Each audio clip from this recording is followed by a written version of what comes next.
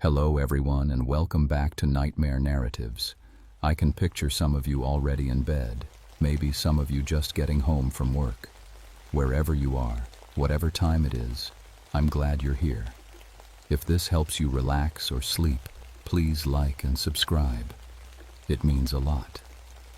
Now, let's get you comfortable and I'll tell you tonight's story.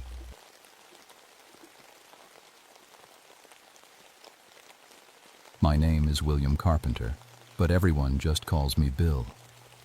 I've been a ranger in the Monongahela National Forest for 16 years now, and before that, I spent my whole life in these West Virginia mountains. Used to work the coal mines with my brother Danny until that terrible day in 1974 when the mine collapsed. Danny didn't make it out. I did. That's when I knew I needed to do something different with my life. Being a forest ranger suited me just fine. After years underground in the dark, working above ground with trees and wildlife felt like a blessing.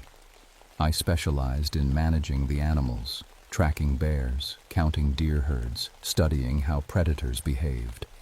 At 43 years old, I figured I knew every creature that lived in these mountains. Every sound they made, every track they left, every way they hunted.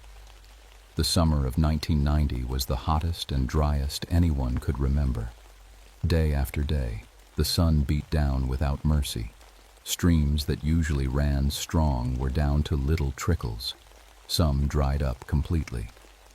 The animals were getting desperate, clustering around the few water sources that remained. I spent most of my time making sure the wildlife had enough to drink and eat. The old-timers in the mountain communities had stories about strange things happening during bad droughts like this. They'd talk about their great-grandfathers seeing a white bear back in the 1800s when the German families first settled here. Local families called it the woolly booger, something that only showed up when nature was under stress. I never paid much attention to those tales. 30 years in these mountains, and I'd seen every animal native to West Virginia.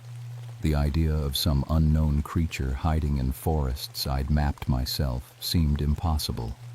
Bears were the biggest predators we had, and I knew them all by name. But that June, things started feeling different. The heat was getting to everyone, animals and people alike. The logging company had been cutting deeper into the old-growth forest than usual, claiming they needed to clear damaged trees before they became fire hazards. Every day I heard their machines grinding away, cutting down trees that had stood for hundreds of years. The local farmers were worried about their livestock. With water sources drying up, they had to move their animals to new grazing areas. Some were keeping sheep and goats near the forest edge, hoping they could find stream water there. It made sense, but it also made me nervous. Desperate predators do desperate things. That's when Sally Henderson called my office on a Tuesday morning, her voice shaking so bad I could barely understand her. "Bill, you need to come out here right away. Something killed 3 of my sheep last night. And it wasn't any bear or coyote I've ever seen. This is something else entirely." Sally had been raising sheep on her family's land for 30 years. She knew predator attacks. If she said this was different, then it was different. I loaded my truck with my tracking gear and drove out to her farm, which sat right at the edge of the national forest. What I found there changed everything I thought I knew about these mountains. The 3 dead sheep lay in a neat row about 50 feet from Sally's barn. At first glance, it looked like they'd been squeezed to death. No bite marks, no claw marks, just crushed. Like something with enormous hands had grabbed each sheep and compressed it until it stopped breathing.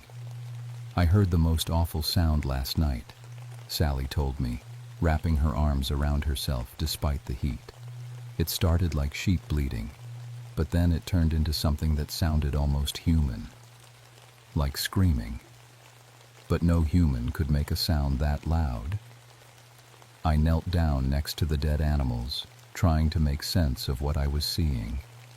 The bodies showed massive crushing force, but there were no obvious teeth marks. Whatever did this was incredibly strong. Then I noticed something that made my skin crawl. The grass around each dead sheep was burned in perfect circles, like someone had held a giant torch to the ground. But there was no smell of fire, no ash, nothing that suggested an actual flame, just scorched earth in neat, round patterns. I looked around for tracks and found them leading away from Sally's property toward the forest. They were unlike anything I'd ever seen. Footprints that looked almost human, but 20 inches long, with clear marks where toes and what looked like thumbs had dug into the dried dirt. The stride between prints suggested something nearly 10 feet tall, walking upright on 2 legs. Over the next week, I got 5 more calls about dead livestock. Every farm that bordered the national forest had lost animals, always sheep and goats. Never cattle, never horses, never pigs, just the woolly animals. Each kill site showed the same pattern. Animals crushed rather than torn apart, scorched grass in perfect circles, and those impossible footprints leading back into the forest. I started carrying plaster to make casts of the tracks. When I showed them to other rangers, they just shook their heads. Nobody had ever seen anything like them. The strangest part was how the attacks seemed organized. Whatever was doing this had intelligence behind it. The creature would strike at one farm, then move several miles away before hitting another property. It never attacked the same place twice. It seemed to understand human patterns and was deliberately avoiding areas where people might be waiting. Dr. Sarah Mills from the State Wildlife Office came out to examine one of my track casts. She was an expert on large predator behavior and had studied bear attacks across 3 states. After looking at the evidence for 2 hours, she pulled me aside. "Bill, this doesn't match any known animal behavior. The crushing injuries suggest something with hands rather than claws. The burn patterns don't make sense with any natural predator. And these tracks." She held up the plaster cast. "This creature has opposable thumbs." That's when Margaret Cole had her encounter. Margaret was an experienced hiker who'd been coming to our trails for 15 years. She knew how to handle herself in the woods and wasn't prone to panic. But when she stumbled into my ranger station at 8 in the evening, dirty and bleeding from scratches, she could barely speak. "It chased me for 2 miles, she gasped, accepting the water bottle I handed her. "Started at Spruce Falls, chased me all the way down to the main road. I've never seen anything move that fast." "What exactly did you see?" I asked, getting out my incident report forms. It looked like a polar bear standing on its hind legs, all white fur but thicker than bear fur, more like sheep's wool. It stood at least 10 feet tall, maybe 12. But the face, she shuddered. The face looked almost human, dark eyes that seemed way too intelligent. And when it saw me, it made this sound. What kind of sound? Like a sheep bleating, but if a sheep could scream, loud enough that birds flew out of trees a quarter-mile away. I asked her to show me exactly where the encounter happened. We drove up to Spruce Falls the next morning, and I found clear evidence of the chase. Margaret's boot prints showed she'd been running flat out, and following behind were those same massive humanoid tracks. But what really got my attention was what the creature had done after Margaret escaped. A large oak tree, maybe 3 feet thick, had been pushed over. Not cut down, not broken by wind, pushed over with brute force. The root system was completely exposed, showing that something had simply grabbed the tree and tipped it onto its side. It would have taken incredible strength. Near the fallen tree, I found more of those burned grass circles. But this time, there was also a piece of metal, part of someone's camping gear, that had been twisted into an impossible shape. The aluminum had been melted and reformed like clay. Whatever was out there wasn't just strong. It could generate heat intense enough to melt metal. 2 days later, Jake Morrison went missing. Jake was a local hunter who knew these woods as well as I did. He'd gone out early morning to check his trail cameras near Seneca Rocks and never returned. His wife called me when he missed dinner. Jake was never late for meals. We organized a search party that included state police, some National Guard units on training exercises, and 20 volunteers from town. I brought tracking dogs, thinking they'd easily follow Jake's scent to wherever he'd gone. But the dogs wouldn't go into the area where Jake had parked his truck. They whined and pulled back against their leashes, acting more scared than I'd ever seen tracking dogs behave. Even when we forced them forward, they kept looking over their shoulders like something was following us. We found Jake's rifle about a mile from his truck. It had been tied into a knot like a piece of rope. The barrel was twisted in a complete circle, and the stock was wrapped around it. No human could have done that to a steel rifle barrel. No known animal could have done it either. On the third evening, we heard someone calling for help from deep in a cave system near the rocks. It was Jake, alive but barely conscious from exposure. When we pulled him out, he kept repeating the same words over and over. The white giant. The white giant kept me. After he recovered enough to talk, Jake's story sounded impossible. But Jake wasn't the kind of man who made up stories. It grabbed me from behind, he said, picked me up like I was a child, all white fur, standing upright like a man, but twice as tall. It carried me to those caves, and it wasn't trying to hurt me. It was almost like it wanted company. What do you mean? I asked. It would bring me water, roots and berries to eat. It made crude tools from sticks and stones, and it tried to communicate. Jake looked at me with wide eyes. Bill, that thing is smart, really smart. It would draw pictures in the dirt, trying to show me something about the forest. Trees being cut down, streams drying up. Like it wanted me to understand that something was wrong. Word of Jake's disappearance and rescue spread through the local communities like wildfire.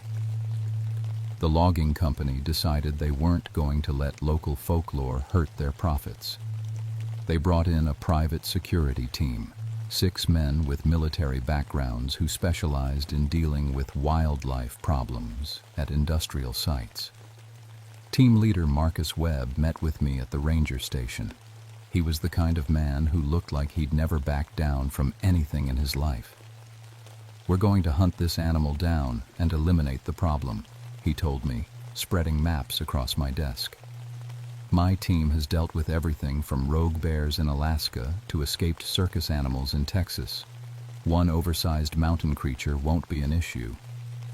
This isn't just a large predator, I warned him. It shows human-level intelligence and capabilities no normal animal possesses. Webb laughed. There's no such thing as a supernatural animal. If it bleeds, we can kill it. They headed into the forest that evening with night vision equipment, tranquilizer guns, and enough firepower to stop a charging elephant. They came back 6 hours later. 3 of the 6 men were missing, and the remaining 3 looked like they'd seen hell itself.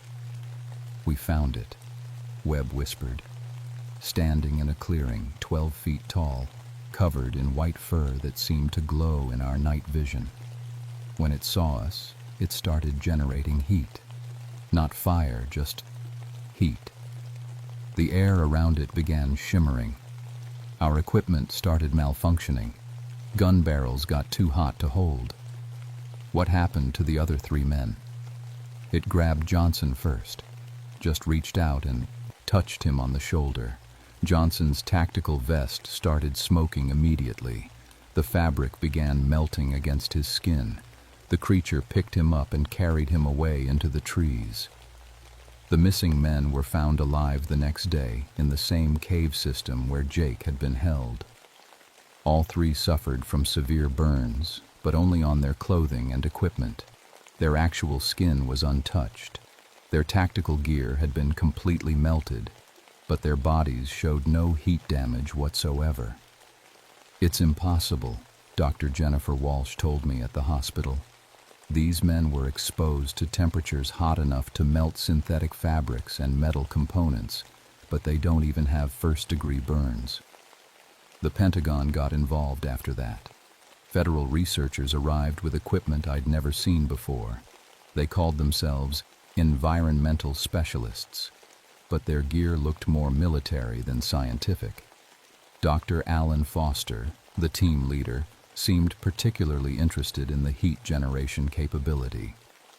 If this creature can generate temperatures over 1,000 degrees Fahrenheit without harming itself, it represents a completely unknown biological process. That night, the logging operation lost their first piece of major equipment. The operator, a man named Steve Duncan, was found the next morning inside his bulldozer. The machine had been melted from the inside out, the steel cab twisted into impossible shapes. Duncan was still alive, showing no burn injuries despite being inside what had essentially become a steel furnace. "It stood right in front of my dozer," Duncan whispered when he regained consciousness. 12 feet tall, arms spread wide, like it was trying to protect the trees behind it. When I didn't stop, it placed its hands on the hood of my machine. The metal started glowing red hot immediately, but somehow the heat didn't reach me. That thing saved my life while it destroyed my machine. The Seneca elder Robert Cornplanter asked to speak with me after hearing about the latest incident. We met at his cabin on the reservation. "My grandfather called it Genwakshash, the fire spirit that protects the mountain's life force," he said. "The stories say it only appears when the forest is dying, when too much damage threatens the balance of life. Why doesn't it just kill the loggers directly? Because that's not its purpose. The spirit doesn't want to harm people, it wants to heal the land. But it will defend the forest with increasing force until the threat stops." That same evening, Steve Duncan died. His body temperature began rising uncontrollably in the hospital. His internal temperature reached 107 degrees before his organs failed. He died from hyperthermia generated from within his own body. Duncan's death changed everything. The creature was no longer just protecting the forest. It was starting to kill people. Apex Logging brought in professional big game hunters with orders to track down and eliminate the threat. That night, I made a decision that would change my life forever. I was going to find the creature myself and try to communicate with it before the hunters arrived. I gathered my camping gear and drove to the trailhead near Seneca Rocks, where Jake Morrison had first encountered it. As I hiked into the darkening forest, the temperature dropped despite the summer heat. The air smelled different too, metallic and charged, like the atmosphere before a lightning storm. I was about to meet something that challenged everything I thought I knew about the natural world. I found the creature at the headwaters of Seneca Creek, where the drought had reduced the once flowing stream to a series of muddy pools. It was waiting for me. Standing 12 feet tall at the edge of the water, covered in thick white fur that seemed to absorb the moonlight, the sheep-squatch looked exactly like the witnesses had described. But seeing it in person was completely different from hearing about it. The presence of the creature filled the clearing with an energy that made the hair on my arms stand up. Its eyes were the most startling feature. Dark, intelligent, and utterly human in expression.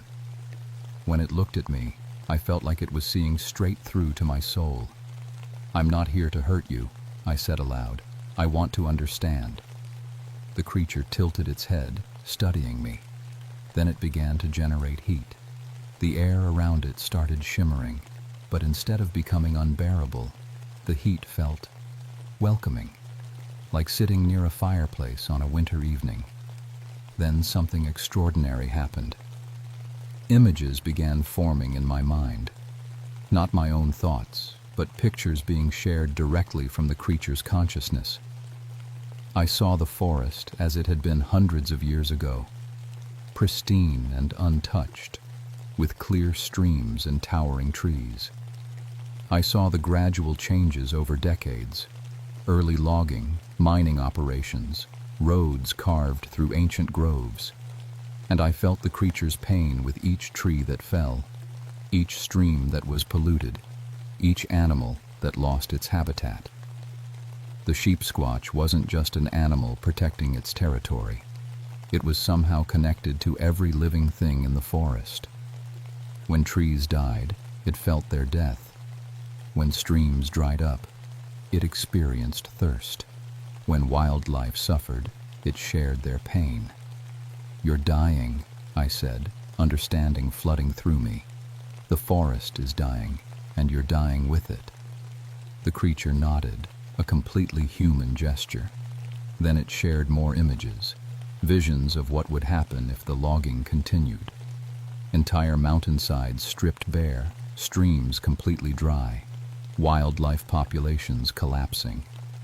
And finally, the creature itself fading away as its connection to the ecosystem was severed forever. "How can I help?" I asked. The sheep squatch pointed toward the sound of machinery in the distance. Apex had brought in their replacement equipment overnight and was starting a new cutting operation. The creature's message was clear. The immediate threat had to be stopped. Then I heard vehicles approaching through the forest. Multiple engines, moving fast, coming from different directions. The hunting team had arrived, and they were converging on our location. 6 vehicles surrounded the clearing, spotlights blazing. 20 armed men emerged, led by a professional hunter named Carl Brennan, who'd been hired specifically to track and kill dangerous wildlife. "There it is," Brennan shouted, raising an enormous rifle. "Remember, this thing generates extreme heat, so maintain distance." "Don't shoot," I yelled, stepping between the hunters and the creature. "This isn't just an animal. It's trying to protect the forest." "Step away, Ranger Carpenter," Brennan ordered. "That thing has already killed 1 man." Behind me, I could feel the sheep squatch's heat building to dangerous levels. The air was becoming thick and shimmery. The lead hunter fired a tranquilizer dart at the creature. The sheep squatch roared, that same sound of bleating sheep transforming into human screaming. But at close range, the volume was incredible. Windows in the vehicles shattered. Men dropped their weapons to cover their ears. Then the creature released all the heat it had been building. The temperature in the clearing jumped to over 1,000 degrees Fahrenheit in seconds. Synthetic clothing began smoking. Metal weapon parts became too hot to touch. But despite the extreme heat radiating from its body, I remained untouched in a bubble of cool air. The hunters opened fire with their backup weapons. Bullets struck the creature but seemed to have no effect. Then one of the vehicle's gas tanks, superheated by the creature's proximity, exploded. The blast sent flaming debris flying across the clearing. One burning chunk landed near a grove of drought-stressed pine trees. Within seconds, those trees were on fire. The sheep squatch saw the flames spreading into the forest and let out another roar, this one filled with anguish. It had been trying to protect these trees, and now its own defensive heat had caused them to burn. The creature raised its arms toward the sky, and lightning began striking the clearing. Not normal lightning, but bolts of energy that seemed to originate from the creature itself. Each strike hit one of the vehicles, and within minutes, Every piece of metal equipment was either melted or destroyed. But the forest fire was spreading. Despite its incredible abilities, the creature couldn't fight both human attackers and runaway flames at the same time. "I'll help you stop the fire," I called out, "but you have to let the hunters leave." The sheep squatch looked at me for a long moment, then nodded. The lightning stopped immediately. The temperature began dropping back to normal levels, and in the distance, I could hear the hunters' vehicles starting up as they retreated. Now it was just me and the creature, working together to save the forest that meant everything to both of us. The sheep squatch and I fought the fire through the night using methods I never could have imagined. The creature used its heat control abilities to create fire breaks, superheating the ground in strategic lines to create barriers the flames couldn't cross. When that wasn't enough, it generated localized thunderstorms, calling down rain to douse the worst burning areas. I worked alongside it, using my knowledge of forest management to direct its efforts toward the most critical areas. Together, we saved over 90% of the old growth trees that had been threatened. During those hours working together, I learned something that changed my entire understanding of what the creature was. The sheep squatch wasn't just an animal that lived in the forest. It was the forest, in a way I couldn't fully explain. Every tree, every stream, every living thing in the ecosystem was part of a larger organism, and the creature was its physical manifestation. "What do you need from me?" I asked it directly. More images flowed into my mind. I saw legal documents, government officials, environmental protection orders. The creature understood human bureaucracy well enough to know that lasting protection required more than just frightening away loggers. Over the following weeks, I became the creature's advocate in the human world. Using evidence I'd gathered, thermal readings, photographs, testimonies from witnesses, I built a case for permanent environmental protection of the Monongahela's old growth areas. 6 months after my encounter with the sheep squatch, the federal government declared 50,000 acres of old growth forest permanently protected from logging, mining, and development. The Seneca Creek watershed was designated as critical habitat. The creature's attacks stopped immediately after the protection orders took effect. It was as if the sheep squatch had simply vanished once its mission was accomplished. But I knew it was still there. In my role as chief ranger for the newly protected areas, I had developed an unusual sensitivity to the forest's condition. I could sense when illegal hunting was occurring, when streams were being polluted, when any significant threat emerged. Sometimes during quiet evenings in the forest, I would feel a presence nearby, not threatening, just watching, protecting. The sheep squatch was still connected to every tree and stream, but it no longer needed to manifest physically.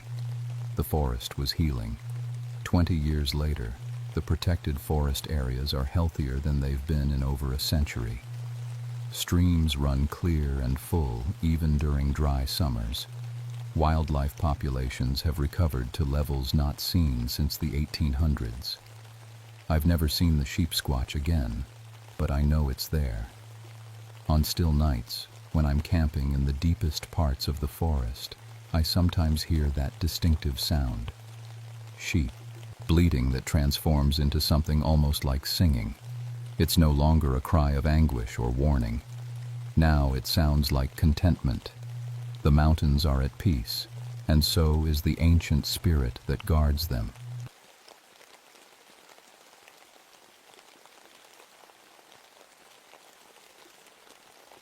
My name is Samuel Hartford, but everyone just calls me Sam.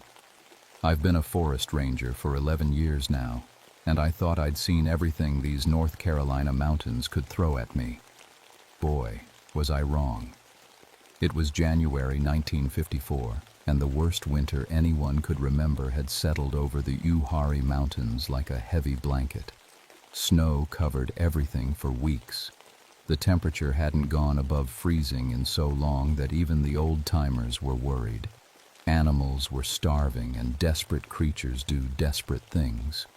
I'd been walking these forest paths since 1953, after I got back from the war. World War II changed me in ways I'm still figuring out.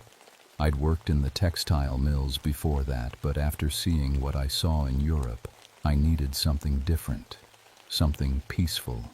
The forest seemed like the right place to heal. My job was simple enough: protect the wildlife, help lost hikers, and deal with problem animals.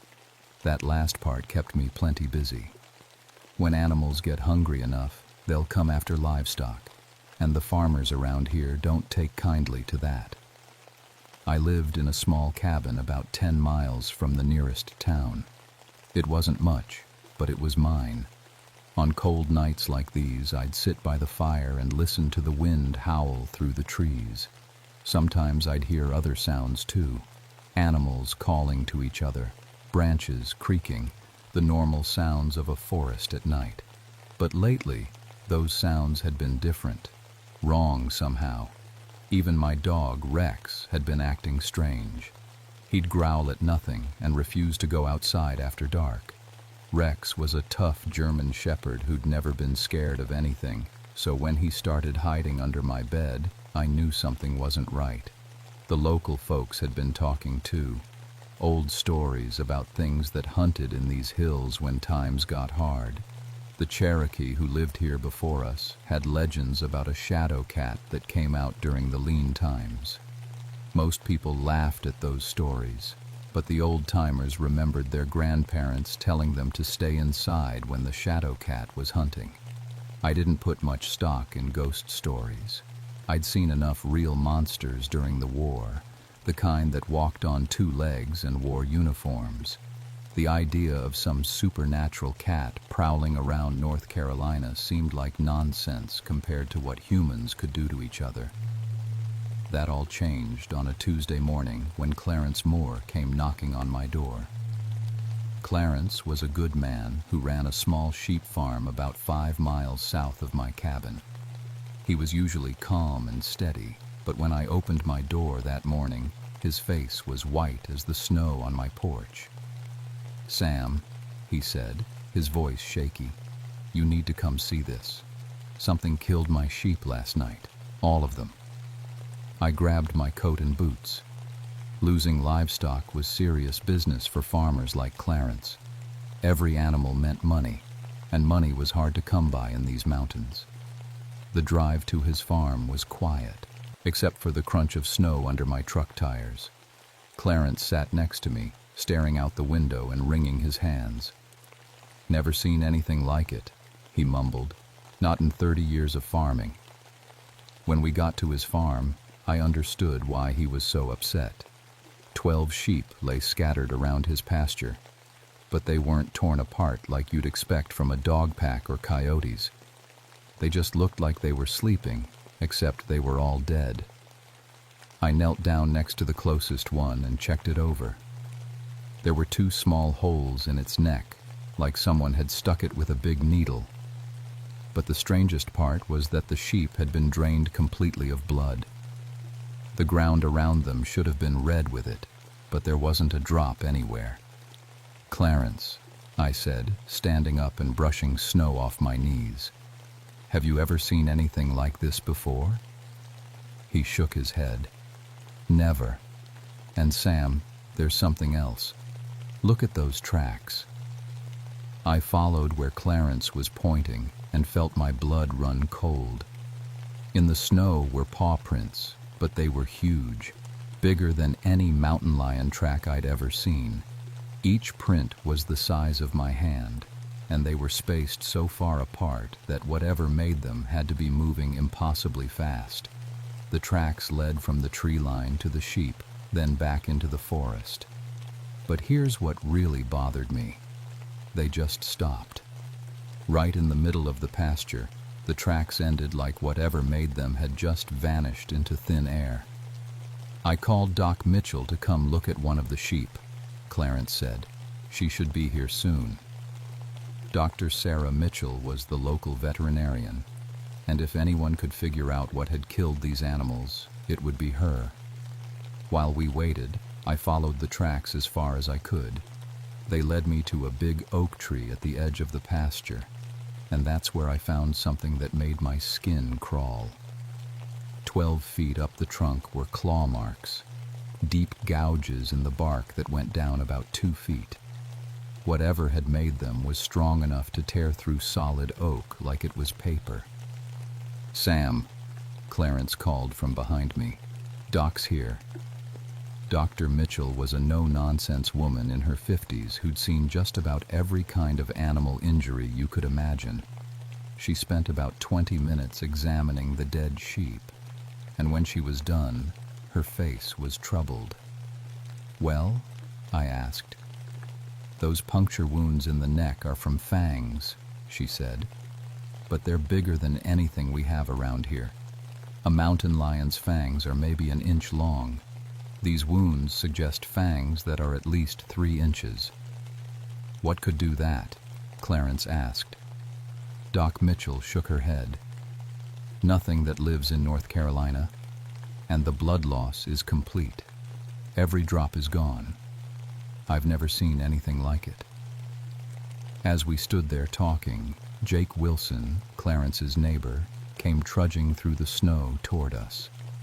Jake was a tough old farmer who'd lived in these mountains his whole life. "Heard you had trouble, Clarence," he said.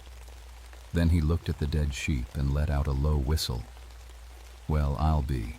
Looks like the Shadow Cat's back." "Shadow Cat?" I asked. "Old Cherokee legend," Jake said. "My grandmother used to tell stories about it. Big black panther that shows up every 20 years or so when the winter gets bad. Feeds on blood instead of meat." "Come on, Jake," I said. "You don't really believe that." Jake looked at me seriously. "You seen any other explanation for this, Sam?" "Because I saw something last night that I can't explain any other way." "What did you see?" Dr. Mitchell asked. "I was checking on my cattle around 10 o'clock, and I saw this black shape moving through the trees. At first I thought it was just shadows, but then it jumped. Sam, that thing cleared 20 feet between 2 trees like it was nothing, and it was big as a horse."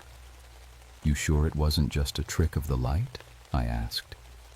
"I know what I saw," Jake said firmly, "and I've been telling my family to stay inside after dark until this thing moves on." After Dr. Mitchell and Jake left, I spent another hour at Clarence's farm, looking for any clue that might explain what had happened.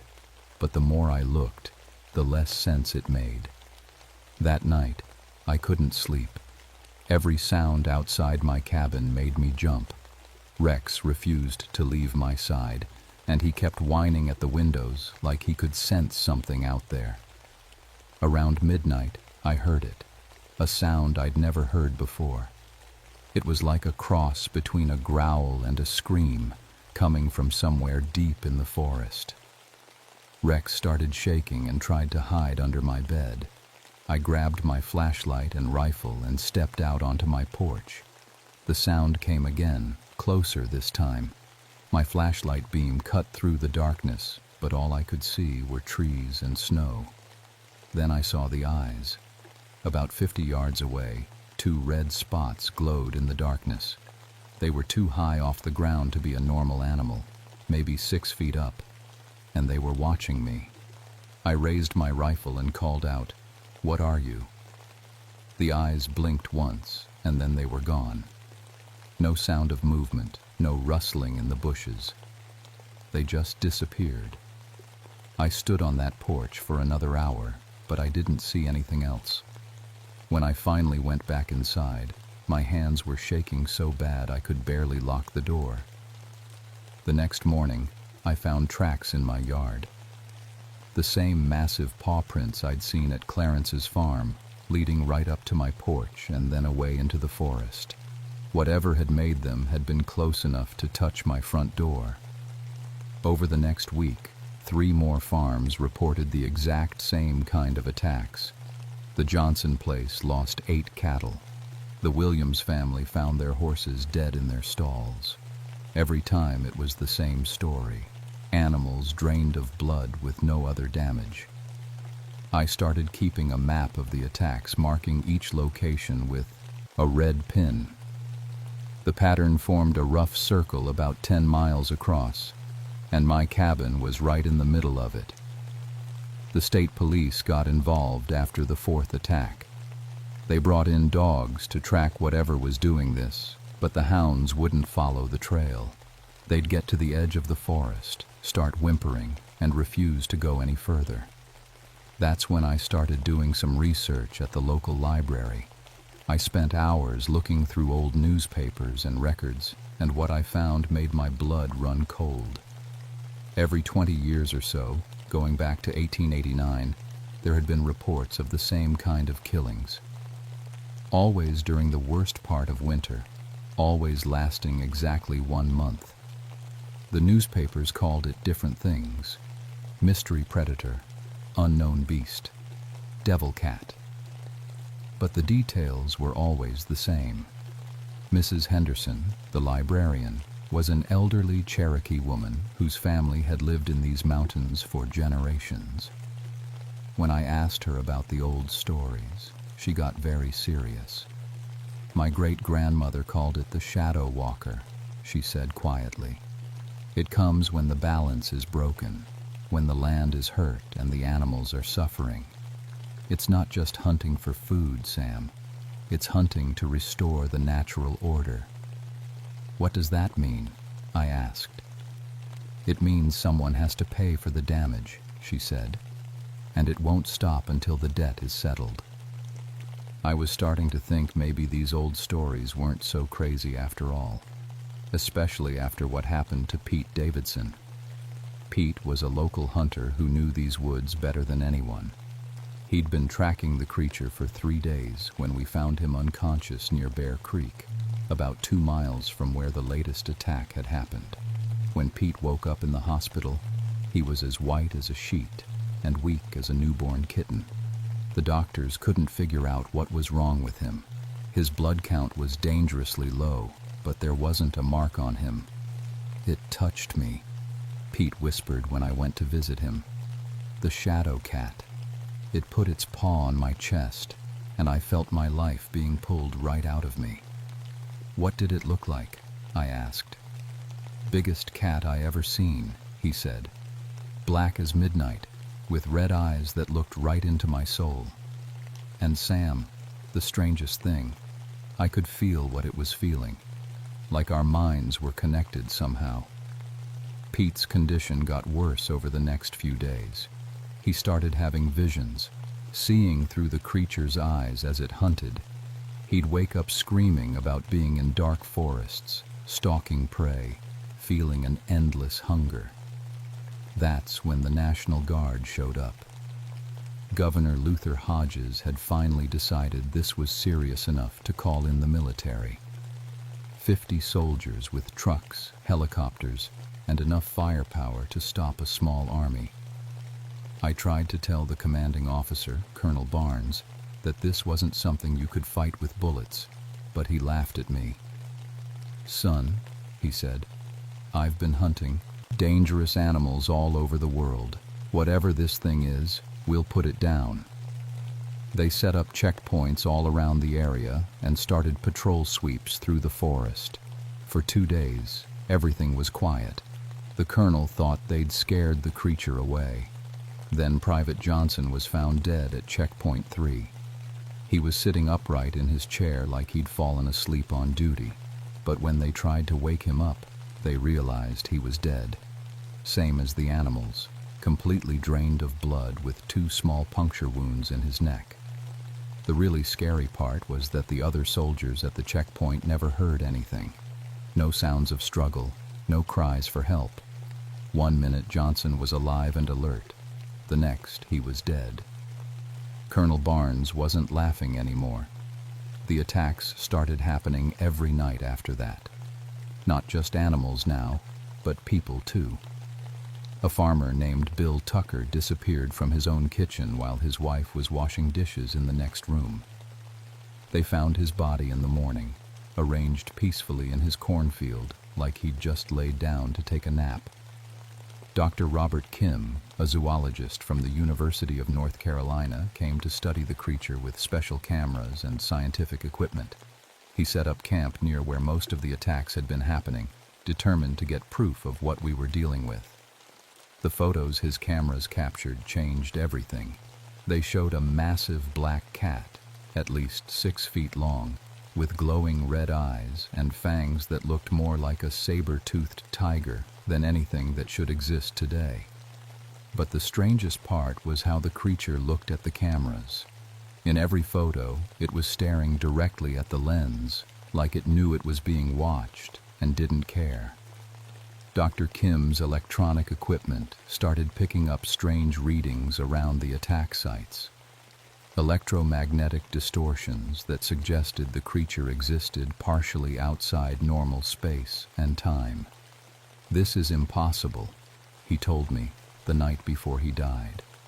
"According to everything we know about physics, this creature shouldn't be able to exist. But here it is, captured on film." They found Dr. Kim's body the next morning in his research tent. Like the others, he'd been drained of blood, but his body was arranged differently. His arms were crossed over his chest, and there were strange symbols scratched in the dirt around him. Cherokee symbols that Mrs. Henderson later told me meant balance restored. That's when I knew this thing wasn't just some unknown animal. It was something else entirely, something that thought and planned and had a purpose beyond simple hunting. And somehow, I knew it was coming for me next. The dreams started 3 nights after Dr. Kim died. I'd fall asleep and suddenly be running through the forest on 4 legs, seeing the world through red-tinted eyes. I could smell fear on the wind and feel an ancient hunger burning in my chest. When I woke up, I'd know exactly where the creature had been and what it had done. The dreams were so real that I started marking the locations on my map, and every morning the reports would come in confirming what I'd seen. Mrs. Henderson came to visit me on the 4th day. She found me sitting on my porch, staring at the forest with my rifle across my knees. "It's calling to you," she said, settling into the chair next to me. "I know," I said. "I can feel it getting stronger every night." "My great-grandmother told stories about this," she said. "The shadow walker chooses someone to communicate with, someone who can understand its purpose." "What purpose?" I asked, though I was starting to suspect I already knew. "The mining," she said quietly.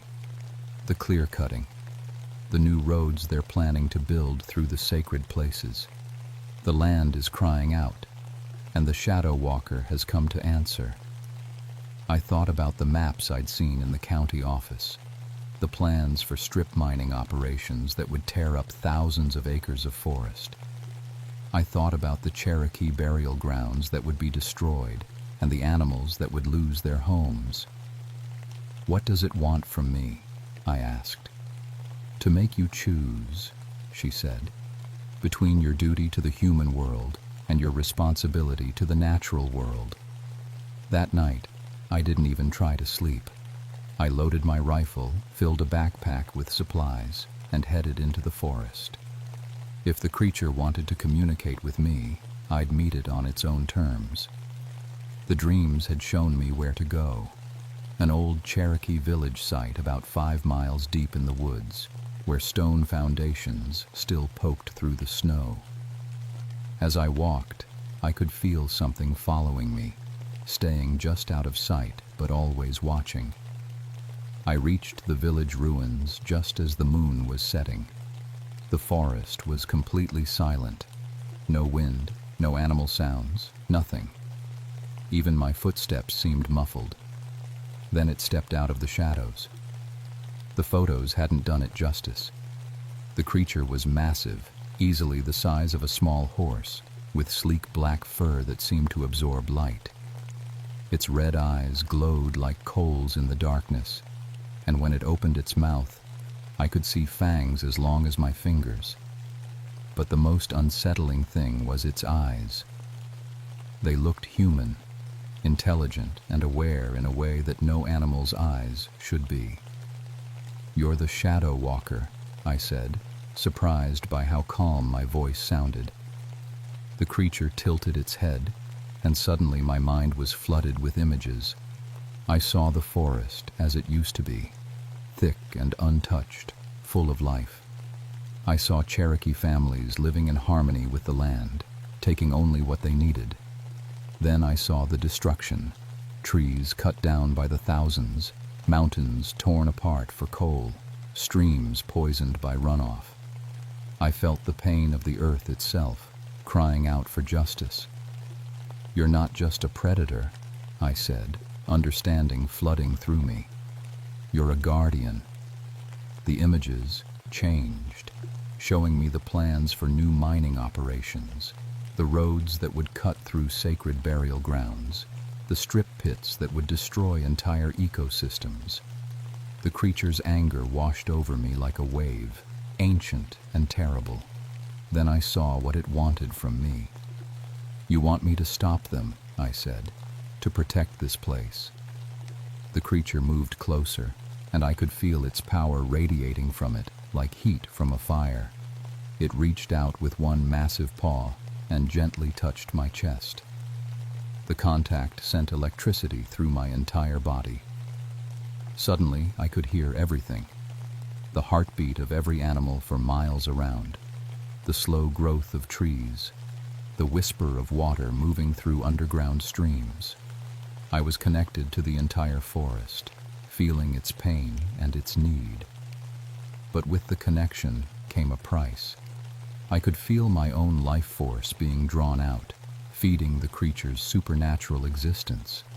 I was aging years in seconds, my hair turning gray, my back beginning to stoop. "If I help you," I gasped, "what happens to me?" More images flooded my mind. I saw myself as the creature's human agent, using my position as a ranger to protect the forest from those who would destroy it. I would have supernatural abilities, the power to communicate with animals, to sense threats from miles away, to influence the natural world. But I would no longer be fully human. I would be something in between, bound to the forest for the rest of my life. The creature stepped back, waiting for my answer. I thought about my old life, the simple job, the quiet cabin, the normal human concerns. Then I thought about what would happen if I said no. The mining would continue, the forest would be destroyed, and the Shadow Walker would keep killing until someone listened. I thought about the war, about all the destruction I'd seen human beings cause.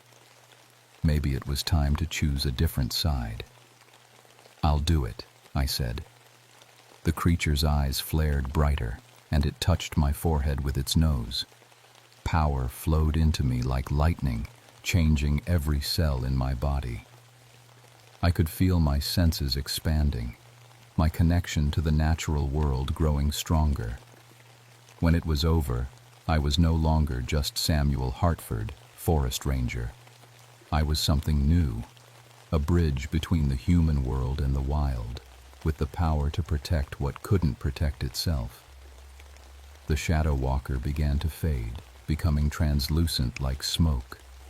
But before it disappeared completely, it showed me one last image, the mining company's equipment sitting unguarded at their base camp, waiting for someone to make sure it never operated again.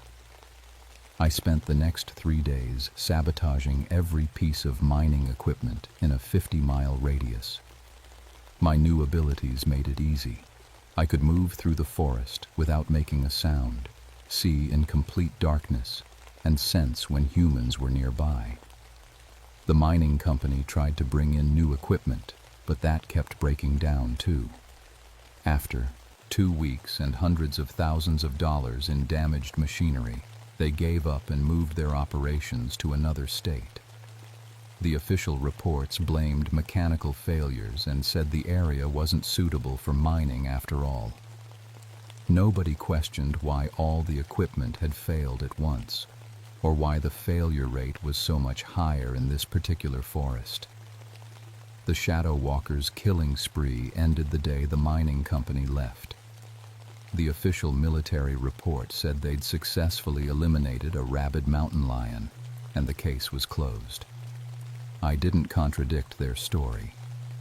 Colonel Barnes came to thank me personally for my help in tracking the animal. He had no idea that I was the reason it had stopped killing. "Glad we could put this business behind us," he said, shaking my hand. "You ever think about joining the military, son? We could use someone with your woodland skills." I smiled and told him I was happy being a forest ranger.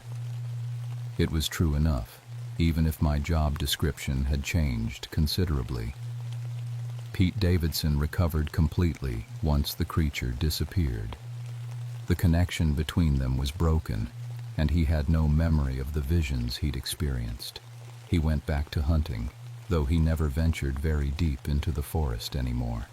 My own transformation wasn't visible to other people, but I could feel it every day. I could sense when deer were being hunted by poachers from miles away. I knew when storms were coming 3 days before they hit. Birds would land on my shoulders and tell me about forest fires before the smoke was even visible. The Shadow Walker was still out there, I knew. Sometimes on very quiet nights I could feel its presence watching over the forest. It was waiting, ready to return if the balance was threatened again. The government ended up giving the Uwharrie Mountains additional federal protection, making it much harder for mining companies to operate in the area. I may have had something to do with the reports that convinced them to take that action. I kept my ranger job, but now I was protecting more than just hikers and wildlife. I was guarding an ancient contract between the human world and something much older and more powerful. People sometimes ask me if I ever regret my choice. The truth is, I sleep better now than I have since the war. For the first time in my life, I'm fighting for something I truly believe in. And on cold winter nights, when the wind howls through the trees and the shadows seem to move on their own, I remember that some things are worth becoming a monster to protect. My name is Samuel Hartford, and I'm still a forest ranger. But I'm also something else now, something the Cherokee would recognize, even if the government wouldn't understand. I'm the guardian of the Uwharrie Mountains, and I'll keep that promise until my dying day.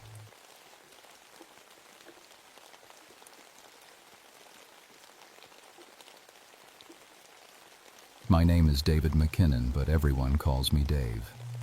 I've been a park ranger at Chestnut Ridge State Park in Pennsylvania for 13 years now, since 1969. Before that, I worked in the steel mills in Pittsburgh. That all changed when an accident at the plant killed 3 of my friends. After watching what industrial machines could do to human bodies, I needed something different, something cleaner. The mountains called to me, so I packed up my life and moved to Chestnut Ridge, where the air was fresh and the only sounds were wind through trees and water running over rocks. I thought I'd seen the worst of what life could throw at a person. I was wrong. October 1982 was beautiful that year. The leaves had turned every color you could imagine: bright reds, deep oranges, golden yellows. Tourists came from all over to see our fall colors. But I knew something they didn't. October was when strange things happened on the ridge. Always had been, according to the old-timers. The Pennsylvania Dutch settlers who first came here in the 1700s told stories about a white devil that lived in the caves. The Native Americans who lived here before them had their own stories. They said the ridge was cursed during certain moon phases. Smart people stayed away when the moon was dark. I didn't believe any of that nonsense. After seeing what industrial accidents could do to human bodies, the idea of some glowing cave monster seemed pretty tame. I figured it was just reflected light playing tricks on people's eyes. Our cave systems at Chestnut Ridge are something special. Miles and miles of tunnels snake through the limestone, some mapped, some not. Laurel Caverns is the biggest, a massive underground world that we still don't fully understand. Parts of it have been there since before people walked the earth. I specialized in cave rescue. It was my job to know every tunnel, every drop, every dangerous spot where someone could get hurt or lost. In 13 years, I'd pulled dozens of people out of those caves. Broken legs, twisted ankles, panic attacks in the dark. I'd seen it all. The temperature was dropping fast that October. Weather reports warned about early frost. The caves stayed at a steady 55 degrees year-round, but the temperature difference between inside and outside could play tricks on you. Made you see things that weren't there. Made you hear voices in the echo. That's what I thought was happening when the first reports came in about a glowing figure in Laurel Caverns.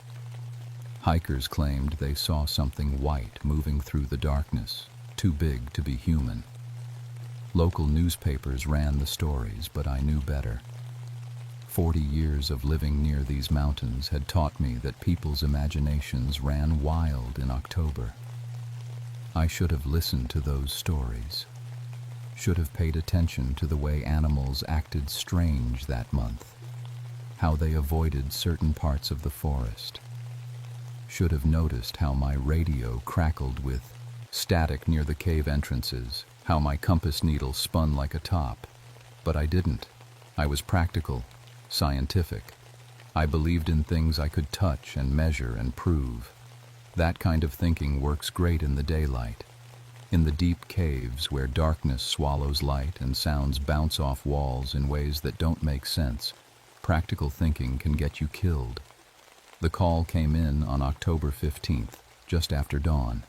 3 college kids from the University of Pittsburgh had gone into Laurel Caverns 2 days before. They were experienced spelunkers, had all the right gear, followed all the right safety rules. They were supposed to be back by Thursday evening.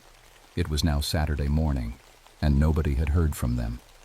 Emergency rescue protocol kicked in as soon as the report hit my desk. Missing persons in the cave system was serious business. People could die down there, from falls, from getting lost, from hypothermia. We had 48 hours at most before hope started running out.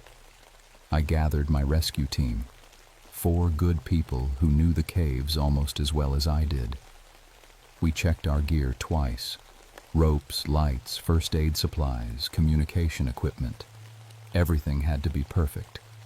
One mistake underground could turn a rescue mission into a recovery operation. The entrance to Laurel Caverns looked normal that morning, just a dark opening in the limestone, like the mouth of some sleeping giant. But as soon as we stepped inside, I knew something was wrong. The air felt different, warmer. My thermometer read 75 degrees, 20 degrees higher than normal. In 13 years of cave rescue, I'd never seen temperature readings like that. Equipment malfunction, I told my team. But when I checked the backup thermometer, it showed the same impossible reading. We found their gear scattered through the main chamber like someone had thrown it around in a rage. Helmet lights were still working, casting crazy shadows on the cave walls, but they'd been abandoned in random spots. These were experienced cavers. They would never leave their lights behind. Jennifer, Michael, Robert. Our voices echoed through the tunnels, bouncing off walls and coming back distorted. But mixed in with our echoes, we heard other voices, fainter ones, calling for help from somewhere deeper in the cave system. My compass needle spun in circles. GPS couldn't get a signal this far underground, but the backup navigation equipment was going crazy too. Magnetic interference, maybe, but I'd never seen anything like it. We followed the voices deeper into the cave, past the tourist areas, past the mapped sections. The walls here were covered with strange drawings, stick figures and symbols that looked old, really old. I'd seen similar markings in other caves, but these seemed to glow faintly in our lights. That's when we found the footprints. They were pressed deep into the mud of the cave floor, human-shaped, but huge. 18 inches long, with elongated toes that ended in what looked like claw marks. Whatever made them was big, much bigger than any person. Bear prints, suggested Tommy, one of my team members. But he didn't sound convinced, and I didn't blame him. Bears didn't make prints like that. Nothing did. Our lights started acting strange as we went deeper. The beams would hit the cave walls and create shadow patterns that didn't make sense. For a split second, I could swear I saw the outline of a tall figure moving through solid rock. But when I looked directly at the spot, nothing was there. "Did you see that?" whispered Sarah, our medical specialist. "See what?" But I had seen it. We all had. The voices kept calling from ahead, leading us through passages I'd never mapped. The cave system was bigger than we'd thought. Much bigger. Tunnels branched off in directions that shouldn't exist according to our surveys.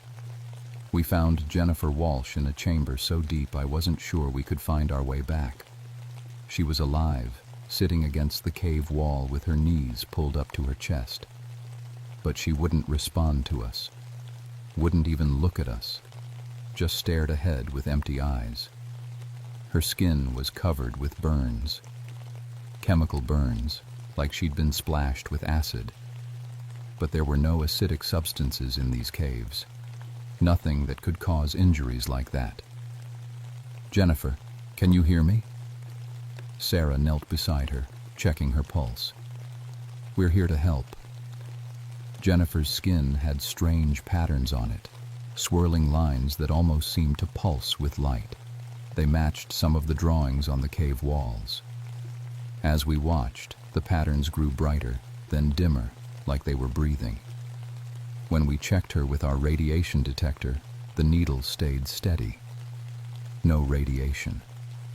But her injuries looked exactly like radiation poisoning. "We need to get her out of here," Sarah said. "Fast." But as we prepared to carry Jennifer back to the surface, we heard a new sound echoing through the caves. Not voices this time. Footsteps, heavy ones, coming from the darkness beyond our lights.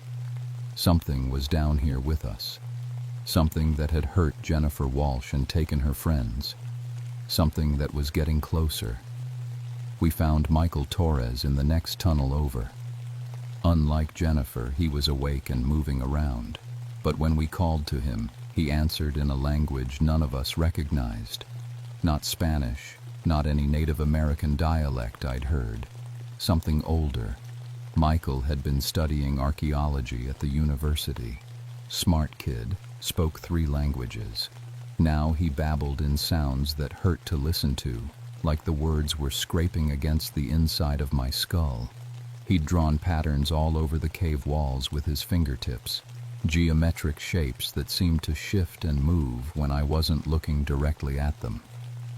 The drawings matched others we'd found deeper in the system, ancient ones that looked like they'd been there for thousands of years. "Michael, it's Dave McKinnon from Park Rescue," I said slowly. "We're here to help." He stopped drawing and looked at me. For a moment, his eyes cleared. "The Guardian," he whispered in English. "It's been waiting so long." Then he went back to his impossible language and his moving drawings. Sarah checked him over. Same strange burns as Jennifer, same glowing patterns under the skin. But Michael's patterns were brighter, more complex. Whatever was happening to them, it was getting worse. We tried to lead them both toward the surface, but Jennifer collapsed after 50 yards. The glowing patterns on her skin flared up like warning lights, and she screamed, not in English, in the same impossible language Michael was using. The cave temperature kept climbing, 80 degrees, 85. Our equipment readings made no sense.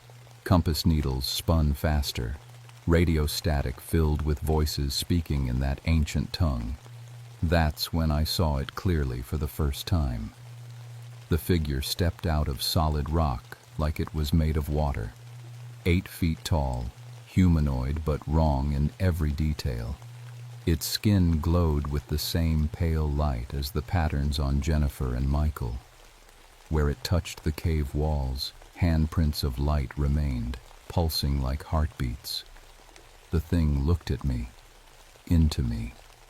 Images flooded my head, not my thoughts, but someone else's, something else's. Pictures of vast underground cities, of a civilization that had lived in the caves for thousands of years, while humans struggled with fire and stone tools above. Cities of light in the eternal darkness. People who had evolved beyond the need for sun or surface air. A whole world that existed in the spaces between spaces, in the deep places where time moved differently. And then, the destruction. Surface dwellers with fire and steel, collapsing tunnels, flooding chambers, poisoning the air with smoke and chemicals. A genocide that happened so long ago it had become legend, become myth. The last survivor. Alone for centuries, waiting in the deep places, growing more desperate with each passing year. The images stopped. The figure, the white thing the old stories warned about, stood 20 feet away, watching us with eyes like pale stars. It spoke without moving its mouth. The words formed directly in my mind. So long alone, so long in the dark. Need companionship, need family. You will stay, you will learn, you will become. "Where's Robert Chen?" I managed to ask. My voice came out as a croak. The thing tilted its head. Learning, changing, becoming suitable. Soon ready for the deep places. Behind us, new passages had appeared in the cave walls. Passages that led down, always down, into parts of the mountain that shouldn't exist. The white thing was sealing the ways back to the surface, trapping us in its underground world. Time moved strangely down there. My watch showed different times every time I looked at it. Radio check-ins with the surface happened at impossible intervals. When I tried to call for backup, only static answered.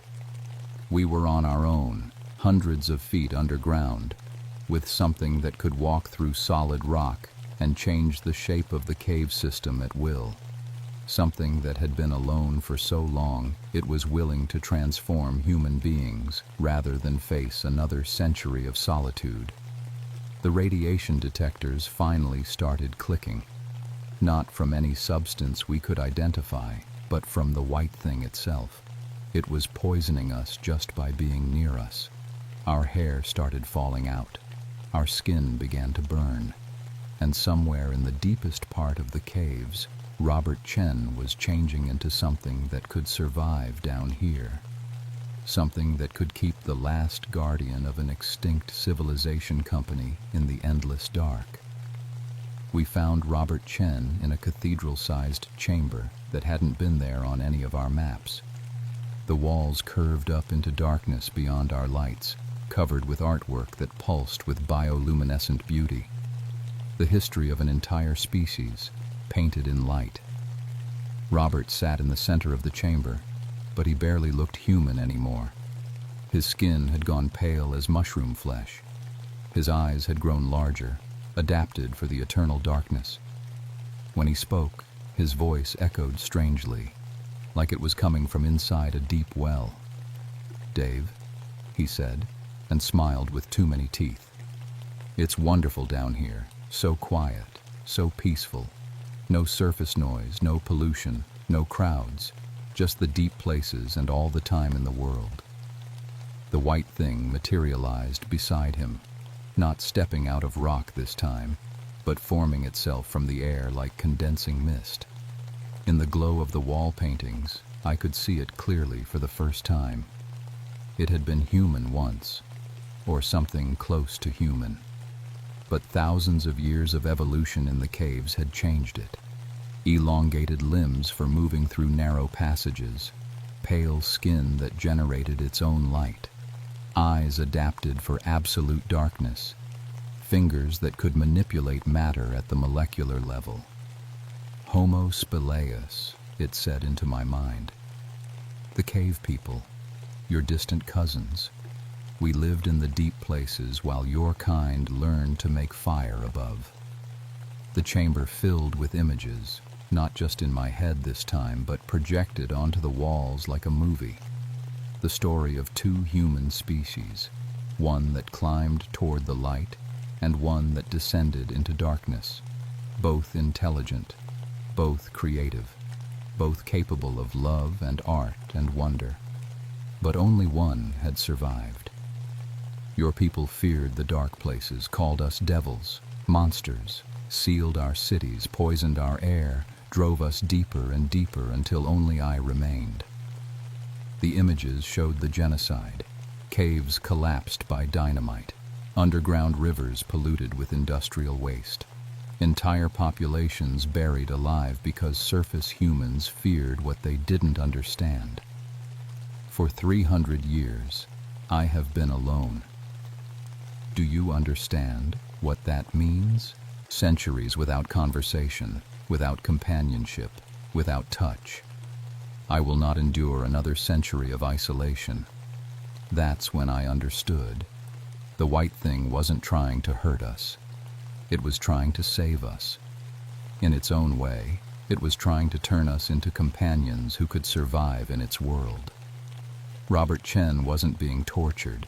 He was being adapted. You can't just change people, I said. We have lives up there, families, responsibilities. Your friend understands. It gestured toward Robert. He has seen the beauty of the deep places. Soon the others will understand as well. Jennifer and Michael stood beside Robert now, their transformations more advanced. Jennifer's skin glowed with soft light. Michael's eyes had grown to twice their normal size. They looked happy, peaceful, like they'd found something they hadn't known they were looking for. But Sarah and Tommy stood behind me, radiation sickness making them shake and sweat. The transformation process was killing them. Whatever adaptation the white thing was causing, not everyone would survive it. There has to be another way, I said. Some way we can help you without destroying my team. The white thing paused. I felt its surprise ripple through my mind. Help? You don't want to hurt anyone. You're just lonely. I understand loneliness. I told it about the steel mill accident, about watching my friends die, about coming to the mountains to escape the guilt and the nightmares, about 13 years of living alone in a ranger station with only the trees and the radio for company. You know the deep solitude. Yes, but forcing companionship doesn't work. It just creates more loneliness. For the first time in our conversation, the white thing seemed uncertain. It had spent centuries planning this moment, dreaming of companions who could share its world, but it had never considered that friendship couldn't be forced. What do you suggest? I'll visit you regularly. You can show me your world, teach me about your people's history. In return, you let my team go. Let them return to the surface unchanged. And when you grow old and die, what then? We'll figure something out. Maybe we can find other people who want to learn about the deep places. Maybe we can establish some kind of ongoing contact between your world and ours. The white thing considered this. I felt its mind weighing centuries of loneliness against the possibility of genuine friendship. You would do this? Come to the darkness willingly, once a month, for as long as I'm able. Very well. The change began immediately. The molecular structure of Robert, Jennifer, and Michael started shifting back toward human normal. The radiation levels dropped. The sealed passages reopened, showing us the way back to the surface. But as we prepared to leave, the white thing touched my shoulder with one glowing finger. Remember your promise, David. McKinnon. The deep places will be waiting. The official report blamed the incident on equipment failure and natural cave hazards. Robert, Jennifer, and Michael recovered fully, though they all requested transfers to other universities. They didn't want to talk about what happened in the caves, and I didn't blame them. The scientific discoveries we'd made were classified under national security provisions. The government was very interested in molecular manipulation technology, even if they couldn't understand how it worked. Some secrets are too dangerous for the general public, but I kept my promise. Every month I hiked to a special entrance the white thing showed me, deep in the restricted section of Chestnut Ridge. I climbed down into the eternal darkness and spent 3 days in the cathedral chamber, learning about a civilization that thrived for thousands of years in spaces most people never dream of. The white thing, I call him Marcus now, after the Latin name for the ancient cave dwellers, has taught me things that revolutionized cave rescue techniques throughout the Appalachian region. How to read the subtle signs of unstable rock. How to navigate by magnetic field variations. How to find water sources in the deepest places. In return, I bring him news of the surface world, books and magazines, stories about human achievements and failures, pictures of places he'll never see but dreams about constantly. He's still lonely. I can feel it every time we touch minds. Centuries of isolation don't disappear because of one friendship. But it's better now. The desperate edge is gone, replaced by something that might eventually become contentment. Sometimes I wonder what would have happened if I'd refused his bargain, if I'd tried to fight him instead of understand him.